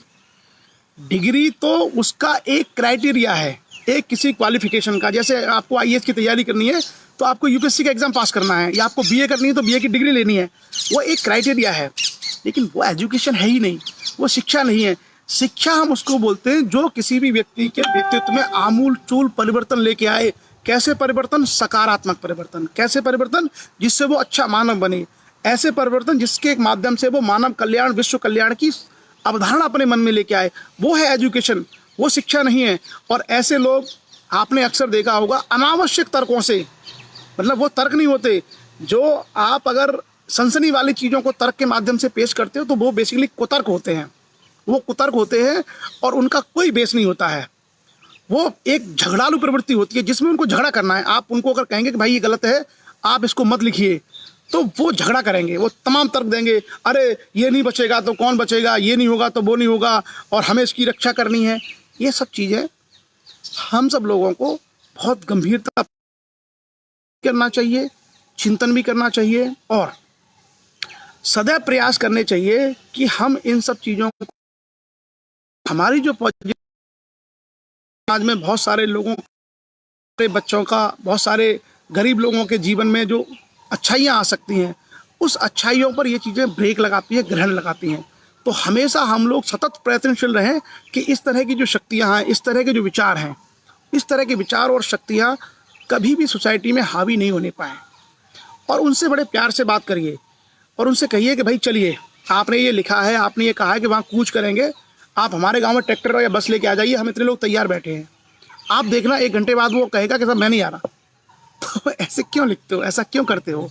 इसलिए हम सब लोगों की जिम्मेदारी बनती है कि हम सब लोग इन सब चीज़ों पर सतत गंभीर चिंतन मंथन करें। सभ्यता का विकास सृजन में है, ध्वंस में नहीं है। सिविलाइजेशन हमेशा जो सृजनशीलता है उससे बढ़ती है, कभी विनाशात्मक चीज़ों से नहीं बढ़ती है। और एक और जो चीज़ है जो कुछ लोगों के दिमाग में घुसी हुई है, उसको मैं यहाँ स्पष्ट कर दूँ। दुनिया में कोई धर्म श्रेष्ठ नहीं है, कोई धर्म निम्न नहीं है। दुनिया में कोई जाति श्रेष्ठ नहीं है, दुनिया में कोई जाति निम्न नहीं है। दुनिया में कोई देश श्रेष्ठ नहीं है, दुनिया में कोई देश निम्न नहीं है। दुनिया में कोई संस्कृति श्रेष्ठ नहीं है, दुनिया में कोई संस्कृति निम्न नहीं है। सबका अपना अपना दृष्टिकोण, अपना अपना परसेप्शन है। अगर हमारे अंदर ये हीनता बोध आ गया कि हम सबसे निम्न हैं तो भी खतरनाक है, और हमारे अंदर ये अहंकार आ गया कि हम सबसे श्रेष्ठ हैं तो भी विनाशकारी है, तो भी ये बहुत गलत है। तो हम लोगों के अंदर श्रेष्ठता का दंभ और हीनता का बोध ये कभी नहीं होना चाहिए। श्रेष्ठता का अगर दंभ आएगा तो भी हम विनाशकारी बनेंगे, हीनता का अगर बोध आ जाएगा तो भी हम विनाशकारी बनेंगे। इसलिए सभी का जाति, धर्म, क्षेत्र, भाषा, देश, संस्कृति की सीमाओं से परे जा कर के सभी का सम्मान करें, सभी को मनुष्य के रूप में इस प्रकृति के द्वारा बनाई गई कृतियों के रूप में स्वीकार करें। सबकी अपनी अपनी सोच है। मेरे हो सकता है मेरे विचार मेरे पिताजी से ना मिलें, मेरे बहुत सारे विचार मेरे पिताजी से नहीं मिलते, मेरे बहुत सारे विचार मेरे दादाजी से नहीं मिलते, लेकिन फिर भी हम लोगों के बीच में समन्वय है। आज मैं अपने पिताजी का सम्मान करता हूँ, मैं अपने दादाजी का सम्मान करता हूँ। विचारों में भिन्नता है, मैं आपको फैक्ट बता रहा हूँ, मेरे जो खुद के विचार हैं पर्सनल, मेरे और मेरे पिताजी के विचारों में भिन्नता है, मेरे और मेरे दादाजी के विचारों में भिन्नता है। और तो मैं आपको बताऊं, मेरे दादाजी और मेरे पिताजी के विचारों में भिन्नता है और होना चाहिए, ये स्वाभाविक है। लेकिन उसके बावजूद भी मैं अपने पिताजी का सम्मान करता हूं, मेरे पिताजी अपने पिताजी का सम्मान करते हैं और मैं दोनों का सम्मान करता हूं, लेकिन दोनों ही मुझे स्नेह करते हैं। हमारे पिताजी और हमारे दादाजी में कई सारे विचारों पर भिन्नता है, उसके बावजूद भी हमारे दादाजी हमारे पिताजी को स्नेह करते हैं, हमारे पिताजी उनका सम्मान करते हैं। मेरे पिताजी में और मेरे विचारों में मतैक्य नहीं है, लेकिन फिर भी मैं उनका सम्मान करता हूं और वो मुझे स्नेह करते हैं। यही खूबसूरती है विश्व की, दुनिया की यही खूबसूरती है। तमाम चीज़ों में मत भिन्नता होना, तमाम चीज़ों में अलग अलग दृष्टिकोण होना, ये सब आवश्यक है, ये होता है, स्वाभाविक है। किसी को गुलाब का फूल पसंद है, किसी को कमल का फूल पसंद है, किसी को चमेली का फूल पसंद है। ये प्रकृति है, ये स्वभाव है। प्रकृति को जो हम बोलते हैं नेचर, ये हमारे अंदर समाहित है। इसलिए हम सभी लोगों को इन सब चीज़ों के बारे में बहुत संयम पूर्वक, बहुत धैर्य पूर्वक, बहुत आराम पूर्वक, बहुत शांत मन से, शांत भाव से सोचना चाहिए, विचार करना चाहिए। और यदि हम ऐसा करते हैं तो बहुत अच्छी अच्छी चीज़ें होंगी।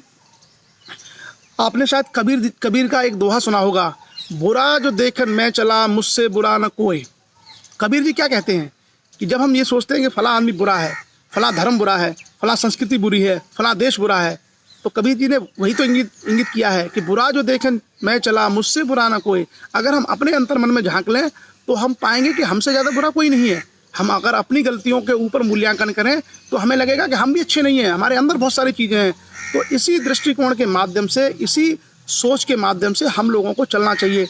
और यदि हम लोग अपने अंदर से पॉजिटिव एनर्जी क्रिएट करें, अपने अंदर से अगर सकारात्मक है, अपने हृदय के अंदर अगर दूसरों के प्रति करुणा है, दूसरों के प्रति दया भाव है, दूसरों के प्रति सम्मान है, तो आप ये मान के चलिए कि प्रकृति आपको वैसा ही बनाएगी, प्रकृति आपको वैसा ही वापस भी करेगी जैसा आप सोचते हैं।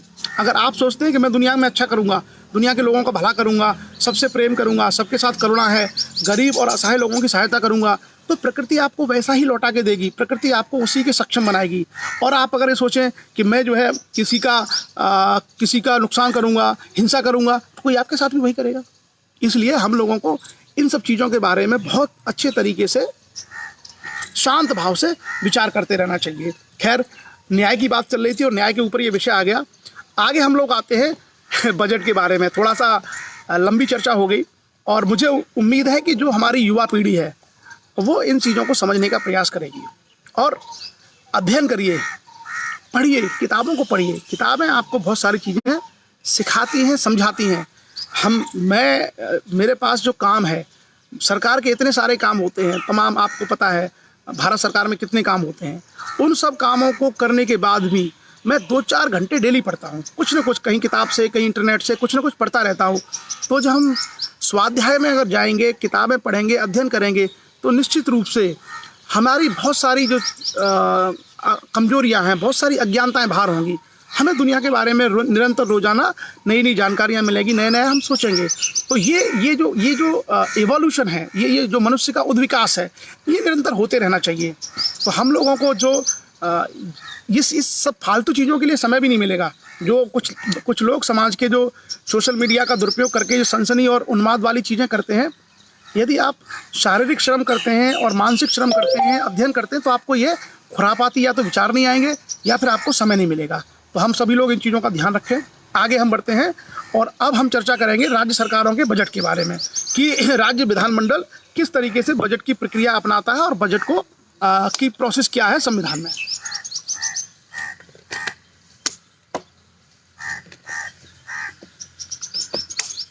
संविधान का अनुच्छेद 202 आर्टिकल 202 राज्यों के वार्षिक वित्तीय विवरण के बारे में जानकारी देता है।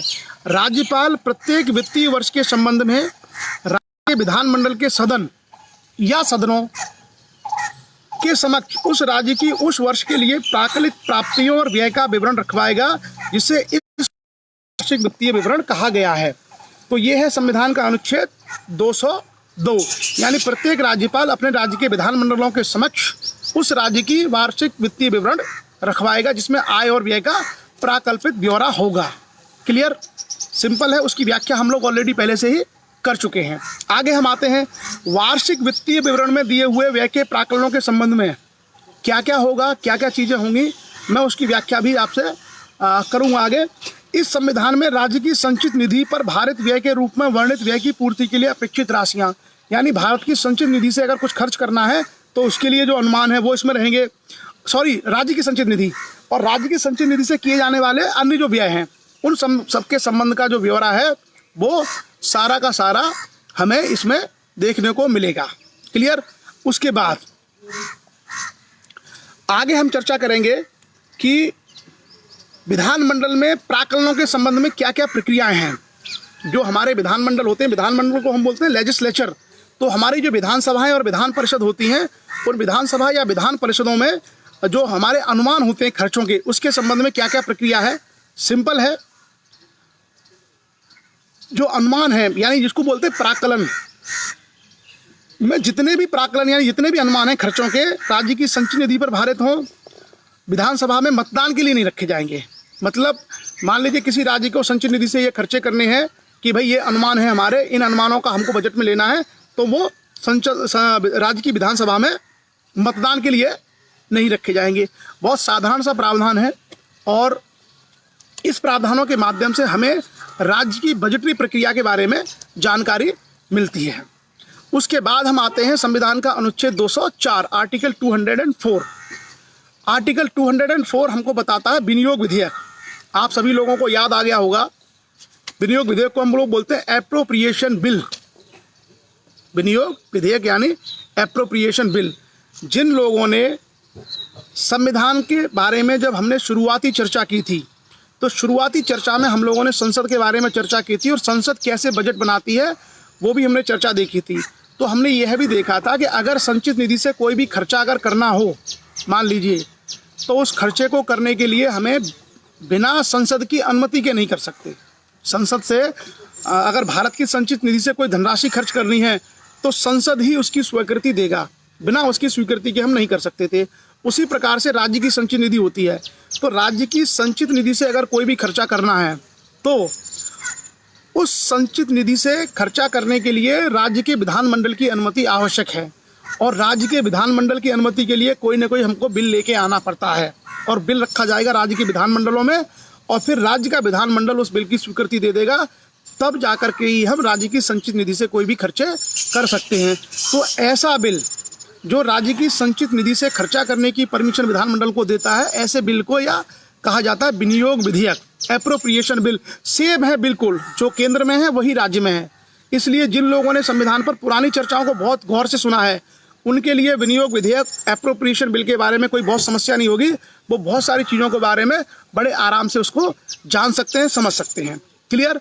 उसके बाद हम आते हैं आर्टिकल 205, संविधान का अनुच्छेद 205 में है अनुपूरक मांगे, अतिरिक्त और अधिक अनुदान। अगर मान लीजिए किसी में कमी पड़ गई है तो उसके लिए अनुपूरक मांगा जाता है, अतिरिक्त अनुदान मांगा जाता है, अधिक अनुदान मांगा जाता है। ये मांगे हैं किसी भी मंत्रालय के द्वारा। अगर किसी मंत्रालय को कहा कि तुमको हमने 100 रुपये दिए, मान लीजिए उत्तर प्रदेश सरकार ने सिंचाई मंत्रालय को कहा कि ये 100 रुपये तुम्हारे पास है, खर्चा करो, तो 100 रुपये सिंचाई मंत्रालय ने कहा कि साहब हमारे लिए तो कम पड़ गए, हमें तो ये 90, हमें तो जो है 110 चाहिए, तो वो 110 के लिए जो मांगे करता है वो अतिरिक्त अनुदानों के रूप में या अधिक अनुदानों के रूप में मांगे कर सकता है। क्लियर। उसके बाद आता है अनुच्छेद 206, जिसमें लेखानुदान, प्रत्यानुदान और अपवाद अनुदान वो सेम है केंद्र की तरह। आप लोग पढ़ लेना प्लीज़ एक बार, क्योंकि वर्ड थोड़े से टफ है। Votes on account, votes of credit and exceptional grants. तो जैसा मैंने पहले भी चर्चा की हुई थी, पुराने वीडियोज में आप देख लेना, सेम वही है। यहाँ पर केवल आर्टिकल चेंज हुआ है, आर्टिकल 206 है, वहाँ पर आई थिंक आर्टिकल 120-21 के आसपास वो हमने चर्चा की थी। आप पुराने वाले वीडियोज में हमने जहाँ बजट की चर्चा की थी, केंद्रीय बजट की, वहाँ आपको यह सारे चीज़ें मिल जाएंगी। वोट ऑन अकाउंट में आपको फिर से समझा देता हूँ। लेखानुदान क्या मतलब होता है कि जैसे बजट फरवरी या मार्च में आ गया, बजट फरवरी या मार्च में आ गया, तो फरवरी मार्च का बजट अगला साल शुरू होता है भारत में अप्रैल से। जो भारत में फाइनेंशियल ईयर है वो 1 अप्रैल से स्टार्ट होकर 31 मार्च तक चलता है। तो उस दौरान बजट को पास होने में कई सारी प्रक्रियाएं होती हैं, अनुदान की मांगें पास होती हैं और उसके बाद ही बजट पास होता है। तो उस दौरान अगर खर्चा करना हो तो उस दौरान जो खर्चा करना है उसके लिए एक वोट ऑन अकाउंट प्रस्तुत किया जाता है, और संसद जब सहमति दे देती है तो वोट ऑन अकाउंट से जो पैसा निकाल करके वो जरूरी खर्चे उस समय के लिए किए जाते हैं, चलाए जाते हैं। वोट ऑन अकाउंट केवल खर्चों के लिए होता है, यानी राज्य की संचित निधि से जो खर्चे करने हैं उस समय जो 2-3 महीने का जो गैप है पूरी तरीके से बजट को पास होने में, उस समय जो खर्चे होंगे उसको चलाने के लिए, उसको हम लोग बोलते हैं लेखानुदान। पुराने वीडियोज में जाकर के आप इनकी टेक्निकल डेफिनेशन मैंने सबकी पहले ही बताई हुई है, एक एक वर्ड की, आप चाहें तो वो वहाँ से देख सकते हैं। वित्त विधेयक के बारे में उपबंध, जैसा मैंने कहा कि वित्त विधेयक का उपबंध यही है कि वो राज्यपाल की अनुमति से विधानसभा में प्रस्तुत किया जाएगा, और उसके अलावा कोई बहुत ज़्यादा प्रोविज़न नहीं है। मैं एक बार आपको बता देता हूं कि इसमें जो प्रोविज़न है वो क्या क्या है। Special provision as to financial bills, जो वित्त विधेयक है उसके बारे में स्पेशल प्रोविज़न क्या है। आर्टिकल 207 अनुच्छेद 199 के खंड 1 के उपखंड ए से उपखंड एफ में विनिर्दिष्ट किसी विषय के लिए उपबंध करने वाला विधेयक का संशोधन राज्यपाल की सिफारिश, तो जो वित्त विधेयक है वो राज्यपाल की सिफारिश से ही आएगा, और वो विधान परिषद में नहीं आएगा, केवल विधानसभा में आएगा। ठीक है। दूसरा, कोई विधेयक या संशोधन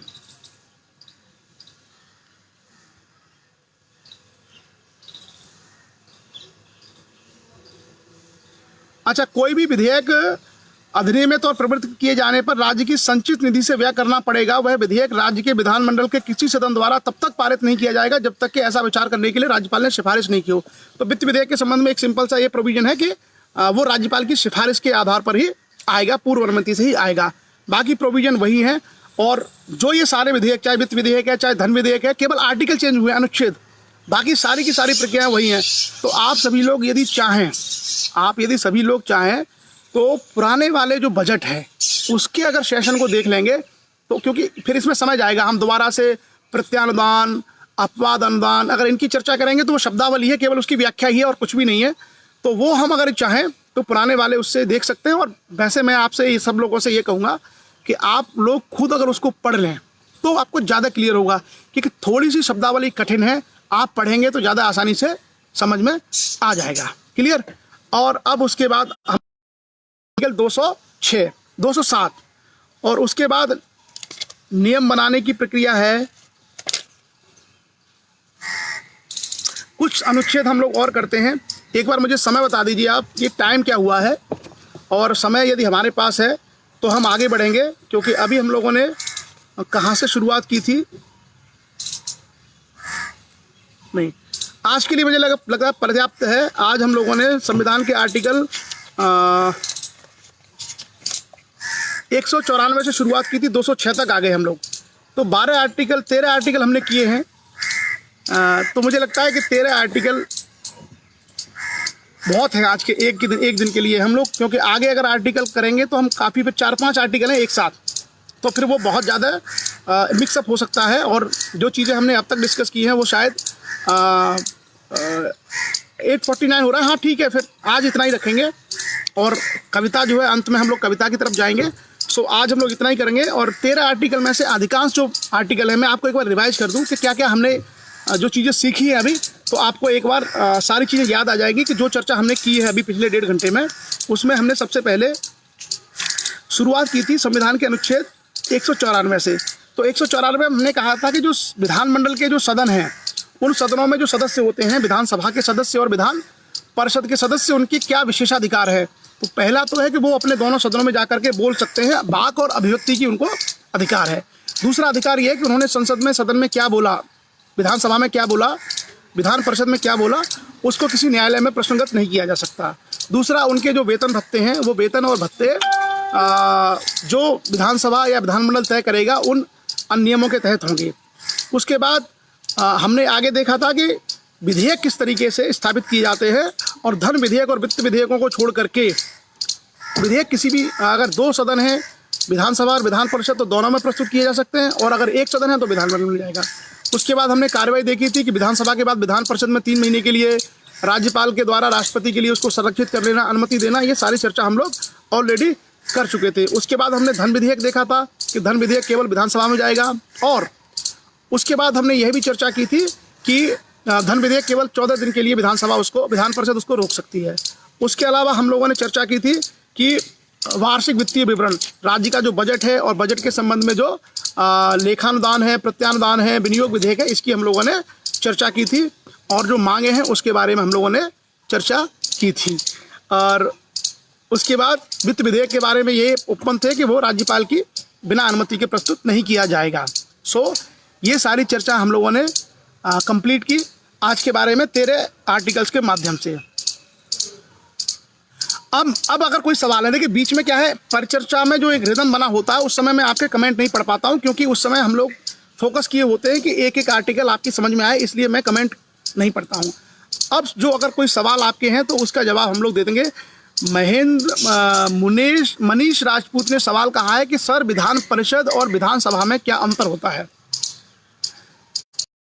और विधानसभा में अंतर ये होता है कि भारत में व्यवस्था की गई है कि आमतौर पर जो राज्यों का विधानमंडल है वो 2 सदनों का हो सकता है, विधानसभा और विधान परिषद का, लेकिन अधिकांश राज्यों में केवल विधानसभा है, विधान परिषद कुछ ही राज्यों में है।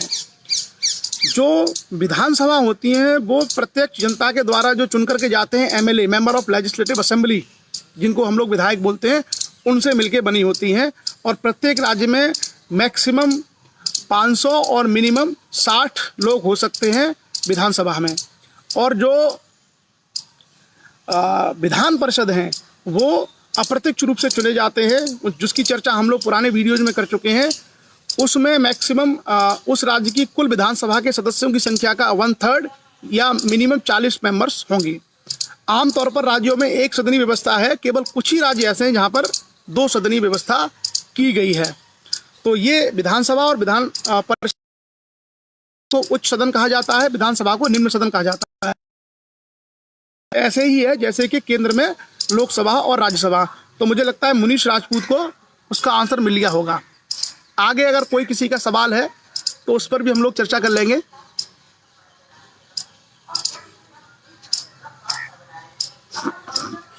अगर इस पर चर्चा में कोई भी गलत व्यक्ति जुड़ता है तो उसको इमीडिएटली आप लोग, जिसने भी इनवाइट किया है, उसको तुरंत आप फेसबुक पेज से रिमूव कर सकते हैं। अमन कुमार राजपूत का सवाल है कि सर जी क्या हर पढ़ा लिखा व्यक्ति शिक्षित हो सकता है। शिक्षा एक बहुत बड़ा कॉन्सेप्ट है। शिक्षा एक बहुत बड़ा कॉन्सेप्ट है, और शिक्षा का मतलब ये होता है कि सही और गलत को समझने की क्षमता जब आ जाती है तब हम शिक्षा मानते हैं। तो जरूरी नहीं है कि पढ़ा लिखा व्यक्ति शिक्षित हो। आपने देखा होगा बहुत सारे जो ऋषि मुनि होते हैं, जैसे स्वामी ब्रह्मानंद जी, पढ़े लिखे नहीं थे, बहुत शिक्षित थे, वेल एजुकेटेड थे वो। तो पढ़ाई लिखाई औपचारिक है, डिग्री, लेकिन जो शिक्षा है वो शिक्षा आपके आत्मचिंतन से आ सकती है, आपको बहुत सारे तरीकों से प्राप्त हो सकती है। क्लियर? और कोई यदि किसी का क्वेश्चन रहता है तो आप उसको क्वेश्चन को डाल सकते हैं। और ये ध्यान रखना, ये पेज जो है बहुत महत्वपूर्ण है शिक्षा के लिए। इसमें किसी भी ऐसे लोगों को इनवाइट मत करना जो कहीं से भी नेगेटिव या भाषा की मर्यादा का पालन ना करते हो। आप लोग अगर कभी ऐसे व्यक्तियों को इस पेज पर इनवाइट करते हैं तो उनको इमीडिएटली वहाँ से हटा दीजिए प्लीज़, जिसको भी ये संज्ञान में आता है, क्योंकि हम चाहते हैं कि इस पेज की सार्थकता एक बड़ी लाइब्रेरी या बड़ी यूनिवर्सिटी की तरह हो, और हम सब लोग मिलकर के इस पर एजुकेशन की बहुत सारी बातें कर पाएँ जो आम तौर पर लोग विश्वविद्यालय या किसी बड़े लाइब्रेरी में जाके कर सकते हैं। एमएलसी भी अपनी निधि से काम कराया जा सकता है प्रदेश में। शिवशंकर राजपूत का सवाल है क्या एमएलसी भी अपनी निधि से? बिल्कुल, एमएलसी और एमएलए दोनों ही विधायक कहलाते हैं, और दोनों को ही निधि मिलती है और दोनों ही अपनी निधि से विकास कार्य करा सकते हैं पूरे प्रदेश में। विधायक आमतौर पर अपने विधानसभा क्षेत्र में और एमएलसी पूरे प्रदेश में कहीं भी। यूपी पीसीएस पर सेशन कब लेना है सर? किसी एक बच्चे का कहना है कि यूपी पीसीएस यूपीएससी आईएएस के बारे में सेशन, तो मुझे लगता है किसी दिन रविवार को हम लोग एक बड़ा सेशन केवल आईएएस के ऊपर लेंगे कि आईएएस होता क्या है, तैयारी कैसे करते हैं, यूपीएससी में क्या क्या आता है, क्या क्या सब्जेक्ट होते हैं, पूरी चर्चा हम लोग करेंगे। अच्छा, एक और जो चीज़ है, मैं आप सभी लोगों को एक और जो चीज़ें मैं आपको बताना चाहूँगा कि खास करके जो लक्ष्य के स्वयंसेवक हैं उनसे है कि अभी जो है हमारे गांव में, आप में से ज़्यादातर लोग गांव से संबंध रखते हैं और गांव में गेहूं की फसल की कटाई चल रही है इस समय। तो आपको पता है कि कोरोना लॉकडाउन में बहुत सारी समस्याओं का लोगों ने सामना किया है। बहुत सारे लोग ऐसे हैं जो जगह जगह फंस गए हैं।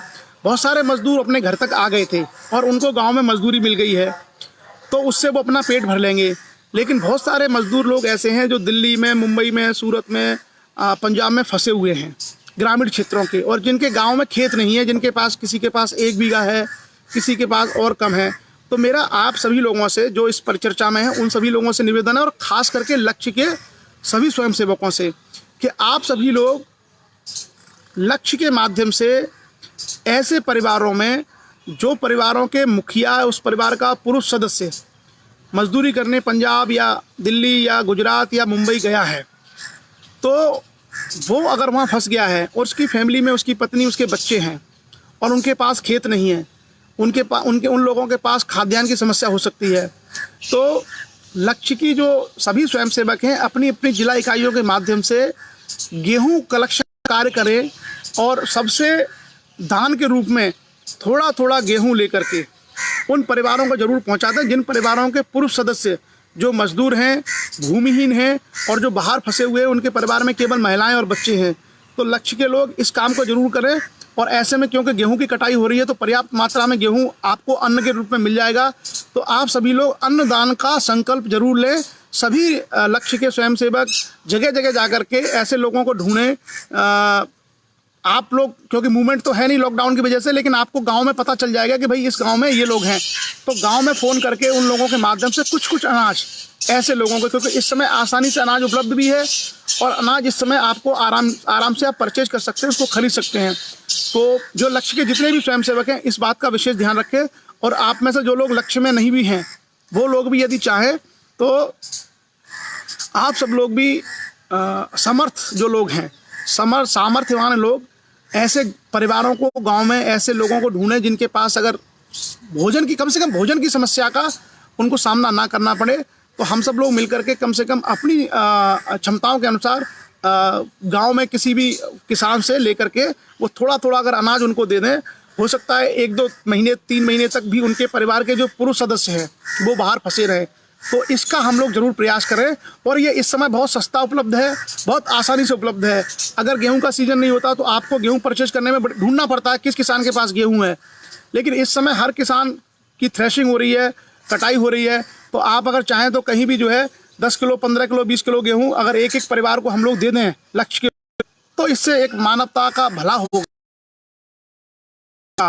जिनके पति या जिनके परिवार के जो पुरुष सदस्य हैं बाहर मजदूरी करने गए हैं और वो लोग लौट के नहीं आ पाए हैं, और अभी क्योंकि ऑलरेडी 1 महीना हो चुका है, आगे हो सकता है और समय लगे, तो ऐसे में उनको कम से कम दिक्कत, और इस छोटी सी सहायता से उनको ये भरोसा हो जाएगा कि हमारे ऊपर अगर कोई विपत्ति आएगी तो लोग हमारी मदद करने के लिए तत्पर हैं, तैयार हैं। और जैसा हमने देखा है कि आजकल हम लोगों के खर्चे बहुत बच गए हैं। हमारे कितने खर्चे हैं, हम लोग मॉल नहीं जा रहे, जो लोग शहरों में रहते हैं हम लोग रेस्टोरेंट नहीं जा रहे हैं, हम लोग मूवी देखने नहीं जा रहे हैं, हम लोग बाहर फालतू की चीज़ों, तो हमारे खुद के खर्चे बहुत कम हो रहे हैं, तो कम बच रही है। हम अपने घरों में रह करके कम खर्चे में काम चला रहे हैं। तो जो हमारी जो सेविंग है, जो प्रकृति के इस प्रकोप के कारण अनायासी हो रही है, अगर हम उसी बचत में से मान लीजिए 100, 200, 500 रुपये निकाल करके भी अगर किसी की मदद कर दें। गेहूँ मुझे लगता है कितने रुपए किलो होगा, 20 रुपये किलो गेहूँ आराम से, इससे ज़्यादा रेट नहीं होगा गेहूँ का। तो 20 रुपये किलो अगर हम लेते हैं तो 10 किलो गेहूँ 200 रुपये का, 15 किलो गेहूँ 300 रुपये का। तो अगर 300 रुपये का 15 किलो गेहूं लेके हमने किसी एक परिवार को दे दिया जिसमें 2-4 महिलाएं बच्चे हैं, तो हो सकता है कि वो बेचारे 15-20 दिन या 1 महीने तक उनका काम चल जाए। तो ये जो छोटी छोटी मददें हैं, 500 रुपये के गेहूं खरीद के दे दिया किसी को, और ये प्रत्येक लक्ष्य का स्वयंसेवक तो कर सकता है आराम से, क्योंकि लक्ष्य में जितने स्वयंसेवक हैं सभी सक्षम हैं, और बाकी भी समाज में बहुत सारे लोग हैं ऐसे कार्य कर सकते हैं। और इसके लिए हमें पूरे ज़िले में कहीं घूम के सर्वे नहीं करना है, केवल हम फ़ोन करके पता करें कि भैया आपके गांव में क्या ऐसा कोई परिवार है। आपको 2-4 ही परिवार ऐसे मिलेंगे, क्योंकि गांव में खेती सबके पास होती है, लेकिन 2-4 परिवार जरूर होते हैं जिनके पास ज़मीन नहीं होती है, जिनके परिवार के सदस्य दिल्ली, नोएडा, बम्बई, सूरत, गुजरात में जाके कोई छोटे मोटा काम धंधा नौकरी करने गए होते हैं। तो मानव इस संकट की घड़ी में हम मानवता का सबसे अच्छा परिचय दे सकते हैं। कई बार लोग ये पूछते हैं ना कि भैया हमको समाज सेवा करनी है, हमको समाज को आगे बढ़ाना है, कैसे करें? ये सब पूछने की आवश्यकता नहीं होती है, हमेशा सब लोगों के सामने सब दिखता है, बस हमें अपने अंदर का भाव मजबूत करना होता है कि हम ऐसा काम करें। तो ये हमारे पास हजारों तरीके होते हैं जिसके माध्यम से हम दूसरे लोगों की मदद कर सकते हैं। तो आप लोग, मुझे उम्मीद है कि थोड़ा थोड़ा सा अगर हम करें, एक व्यक्ति अगर एक परिवार की मदद करे, एक व्यक्ति मदद भी करेगा, 200, 300, 400 रुपये का अगर उसको अन्न खरीद के दे देगा, तो हम देखते हैं कि एक एक गांव में जितने भी लोग हैं सबकी मदद हो जाएगी।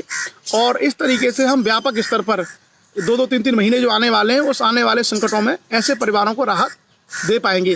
और हमेशा सरकारों की ही जिम्मेदारी नहीं होती है, मनुष्य होने के नाते हमारी भी जिम्मेदारी होती है। हम लोग अपने भाइयों की मदद करते हैं, अपने परिवार के लोगों की मदद करते हैं, तो पूरा का पूरा जो गांव है वो गांव उस गांव में रहने वाले गरीबों को अपने परिवार का सदस्य अगर मान लेगा तो शायद किसी को दिक्कत नहीं होगी। और हमें बार बार सरकार को फ़ोन करने की आवश्यकता नहीं होगी, पुलिस के साथ उस गांव में खाना नहीं है, उस गांव में लोगों के पास अन्न नहीं है। सो ये सारी चीज़ें हम लोगों को निरंतर करते रहनी चाहिए, और गाँव में ये करना बहुत आसान है। शहरों की व्यवस्था के लिए प्रशासन रहता है, क्योंकि शहरों में दिक्कतें होती हैं और शहरों में सरकार को ज़्यादा इंतजाम करने होते हैं, शहरों की सारी मशीनरियाँ इस कार्य के लिए लगी होती है। क्लियर? सो चलिए अब हम लोग आते हैं कविता की तरफ, और आज की जो कविता है किस किस ने भेजी है मैं ज़रा देखता हूँ। काफ़ी कविताएं आज हमारे पास आई हुई हैं, और कुछ कविताएं हम लोग पढ़ेंगे सेशन के अंत में।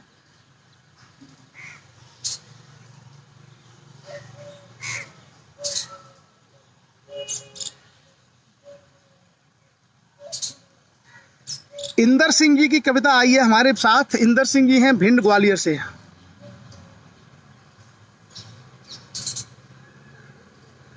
और बहुत अच्छी कविता है इंदर सिंह जी की, स्वामी ब्रह्मानंद जी। और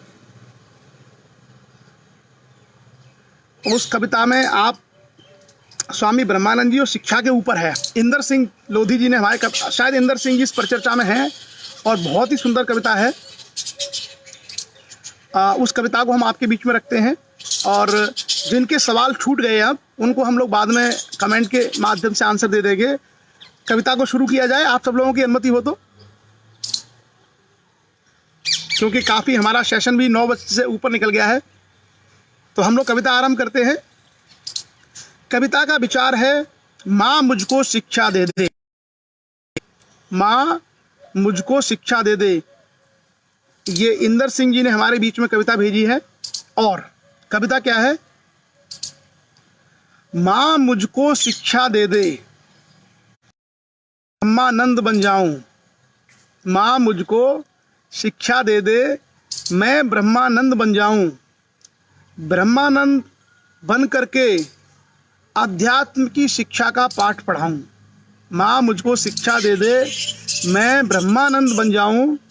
ब्रह्मानंद बन के अध्यात्म की शिक्षा का पाठ पढ़ाऊं। माँ मुझको शिक्षा दे दे, ब्रह्मानंद बन के स्कूल कॉलेज खुलवाऊं। माँ मुझको शिक्षा दे दे, मैं ब्रह्मानंद बन जाऊं। ब्रह्मानंद बन करके स्कूल कॉलेज खुलवाऊं। उसके बाद, माँ मुझको शिक्षा दे दे, मैं ब्रह्मानंद बन जाऊं। ब्रह्मानंद बन के ज्ञान की ज्योत जगाऊं। ब्रह्मानंद बन के ज्ञान की ज्योत जगाऊं। माँ मुझको शिक्षा दे दे, मैं ब्रह्मानंद बन जाऊं।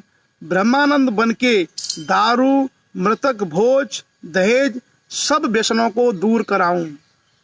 दारू, मृतक भोज, दहेज सब व्यसनों को दूर कराऊं। माँ मुझको शिक्षा दे दे, मैं ब्रह्मानंद बन जाऊं। ब्रह्मानंद बन के साधु संत और गौ रक्षा में प्रण लगाऊं। माँ मुझको शिक्षा दे दे, मैं ब्रह्मानंद बन जाऊं। ब्रह्मानंद बन के संसद में जाऊं, संसद में जाके सेवा का सच्चा पाठ पढ़ाऊं। सच्चा पाठ पढ़ाकर रोधीमान बढ़ाना है। माँ मुझको शिक्षा दे दे, मैं ब्रह्मानंद बन जाऊं। माँ मुझको शिक्षा दे दे, मैं ब्रह्मानंद बन जाऊं। ब्रह्मानंद बन के सबको मानवता सिखलाऊं। माँ मुझको शिक्षा दे दे। मेरा भी नाम लिख दिया है इन्होंने, इंदर सिंह जी ने, तो मैं इसको हटा दे रहा हूँ। माँ मुझको शिक्षा दे दे, मैं शिक्षा का कारवां यूं ही बढ़ाऊं। बहुत सुंदर कविता इंदर सिंह जी की। और भी कविताएं हमें मिली हैं और आप सभी लोग निरंतर ये कविताएं भेजते रहिए। जितनी कविताएं हमारे पास आती रहेंगी। और आप लोग जो है, एक कविता और है, लोधी लाला भैया सिंह जूनियर इंजीनियर है मध्य प्रदेश बिजली विभाग में। लोधी लाला भैया सिंह ये जूनियर इंजीनियर है मध्य प्रदेश विद्युत मंडल में, और उनकी एक कविता भी हम लोग पढ़ेंगे आपके बीच में। और मैं आप सब लोगों से एक निवेदन ये करूँगा कि जब कभी आप कविताएं भेजें तो उस कविता को कागज़ पर लिख करके आप व्हाट्सएप पे लिखें अपने हाथ से, तो फिर उसकी भाषा बड़ी आसान हो जाती है पढ़ने के लिए। तो लोधी लाला भैया सिंह की कविता आगे सामाजिक समरसता, सामाजिक समरसता के ऊपर है, सोशल हार्मनी। और क्या है उनकी कविता? लोधी लाला भैया सिंह इंजीनियर हैं आप मध्य प्रदेश बिजली विभाग में, मध्य प्रदेश विद्युत मंडल में इंजीनियर हैं। उनकी कविता है ये। हमारे बीच में कल एयरफोर्स के एक जवान थे कृष्ण गोपाल लोधी, उनकी कविता थी।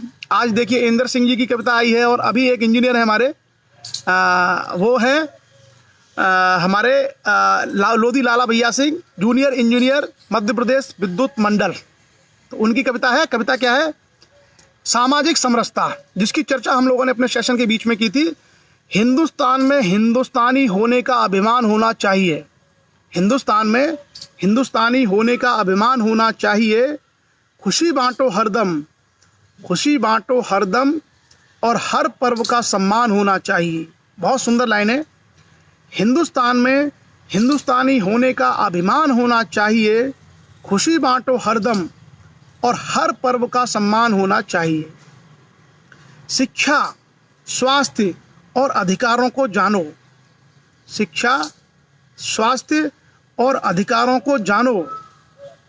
किसी बात को समझो परखो, फिर उसको तुम मानो। बहुत सुंदर पंक्तियां लोधी लाला भैया से। शिक्षा, स्वास्थ्य और अधिकारों को जानो।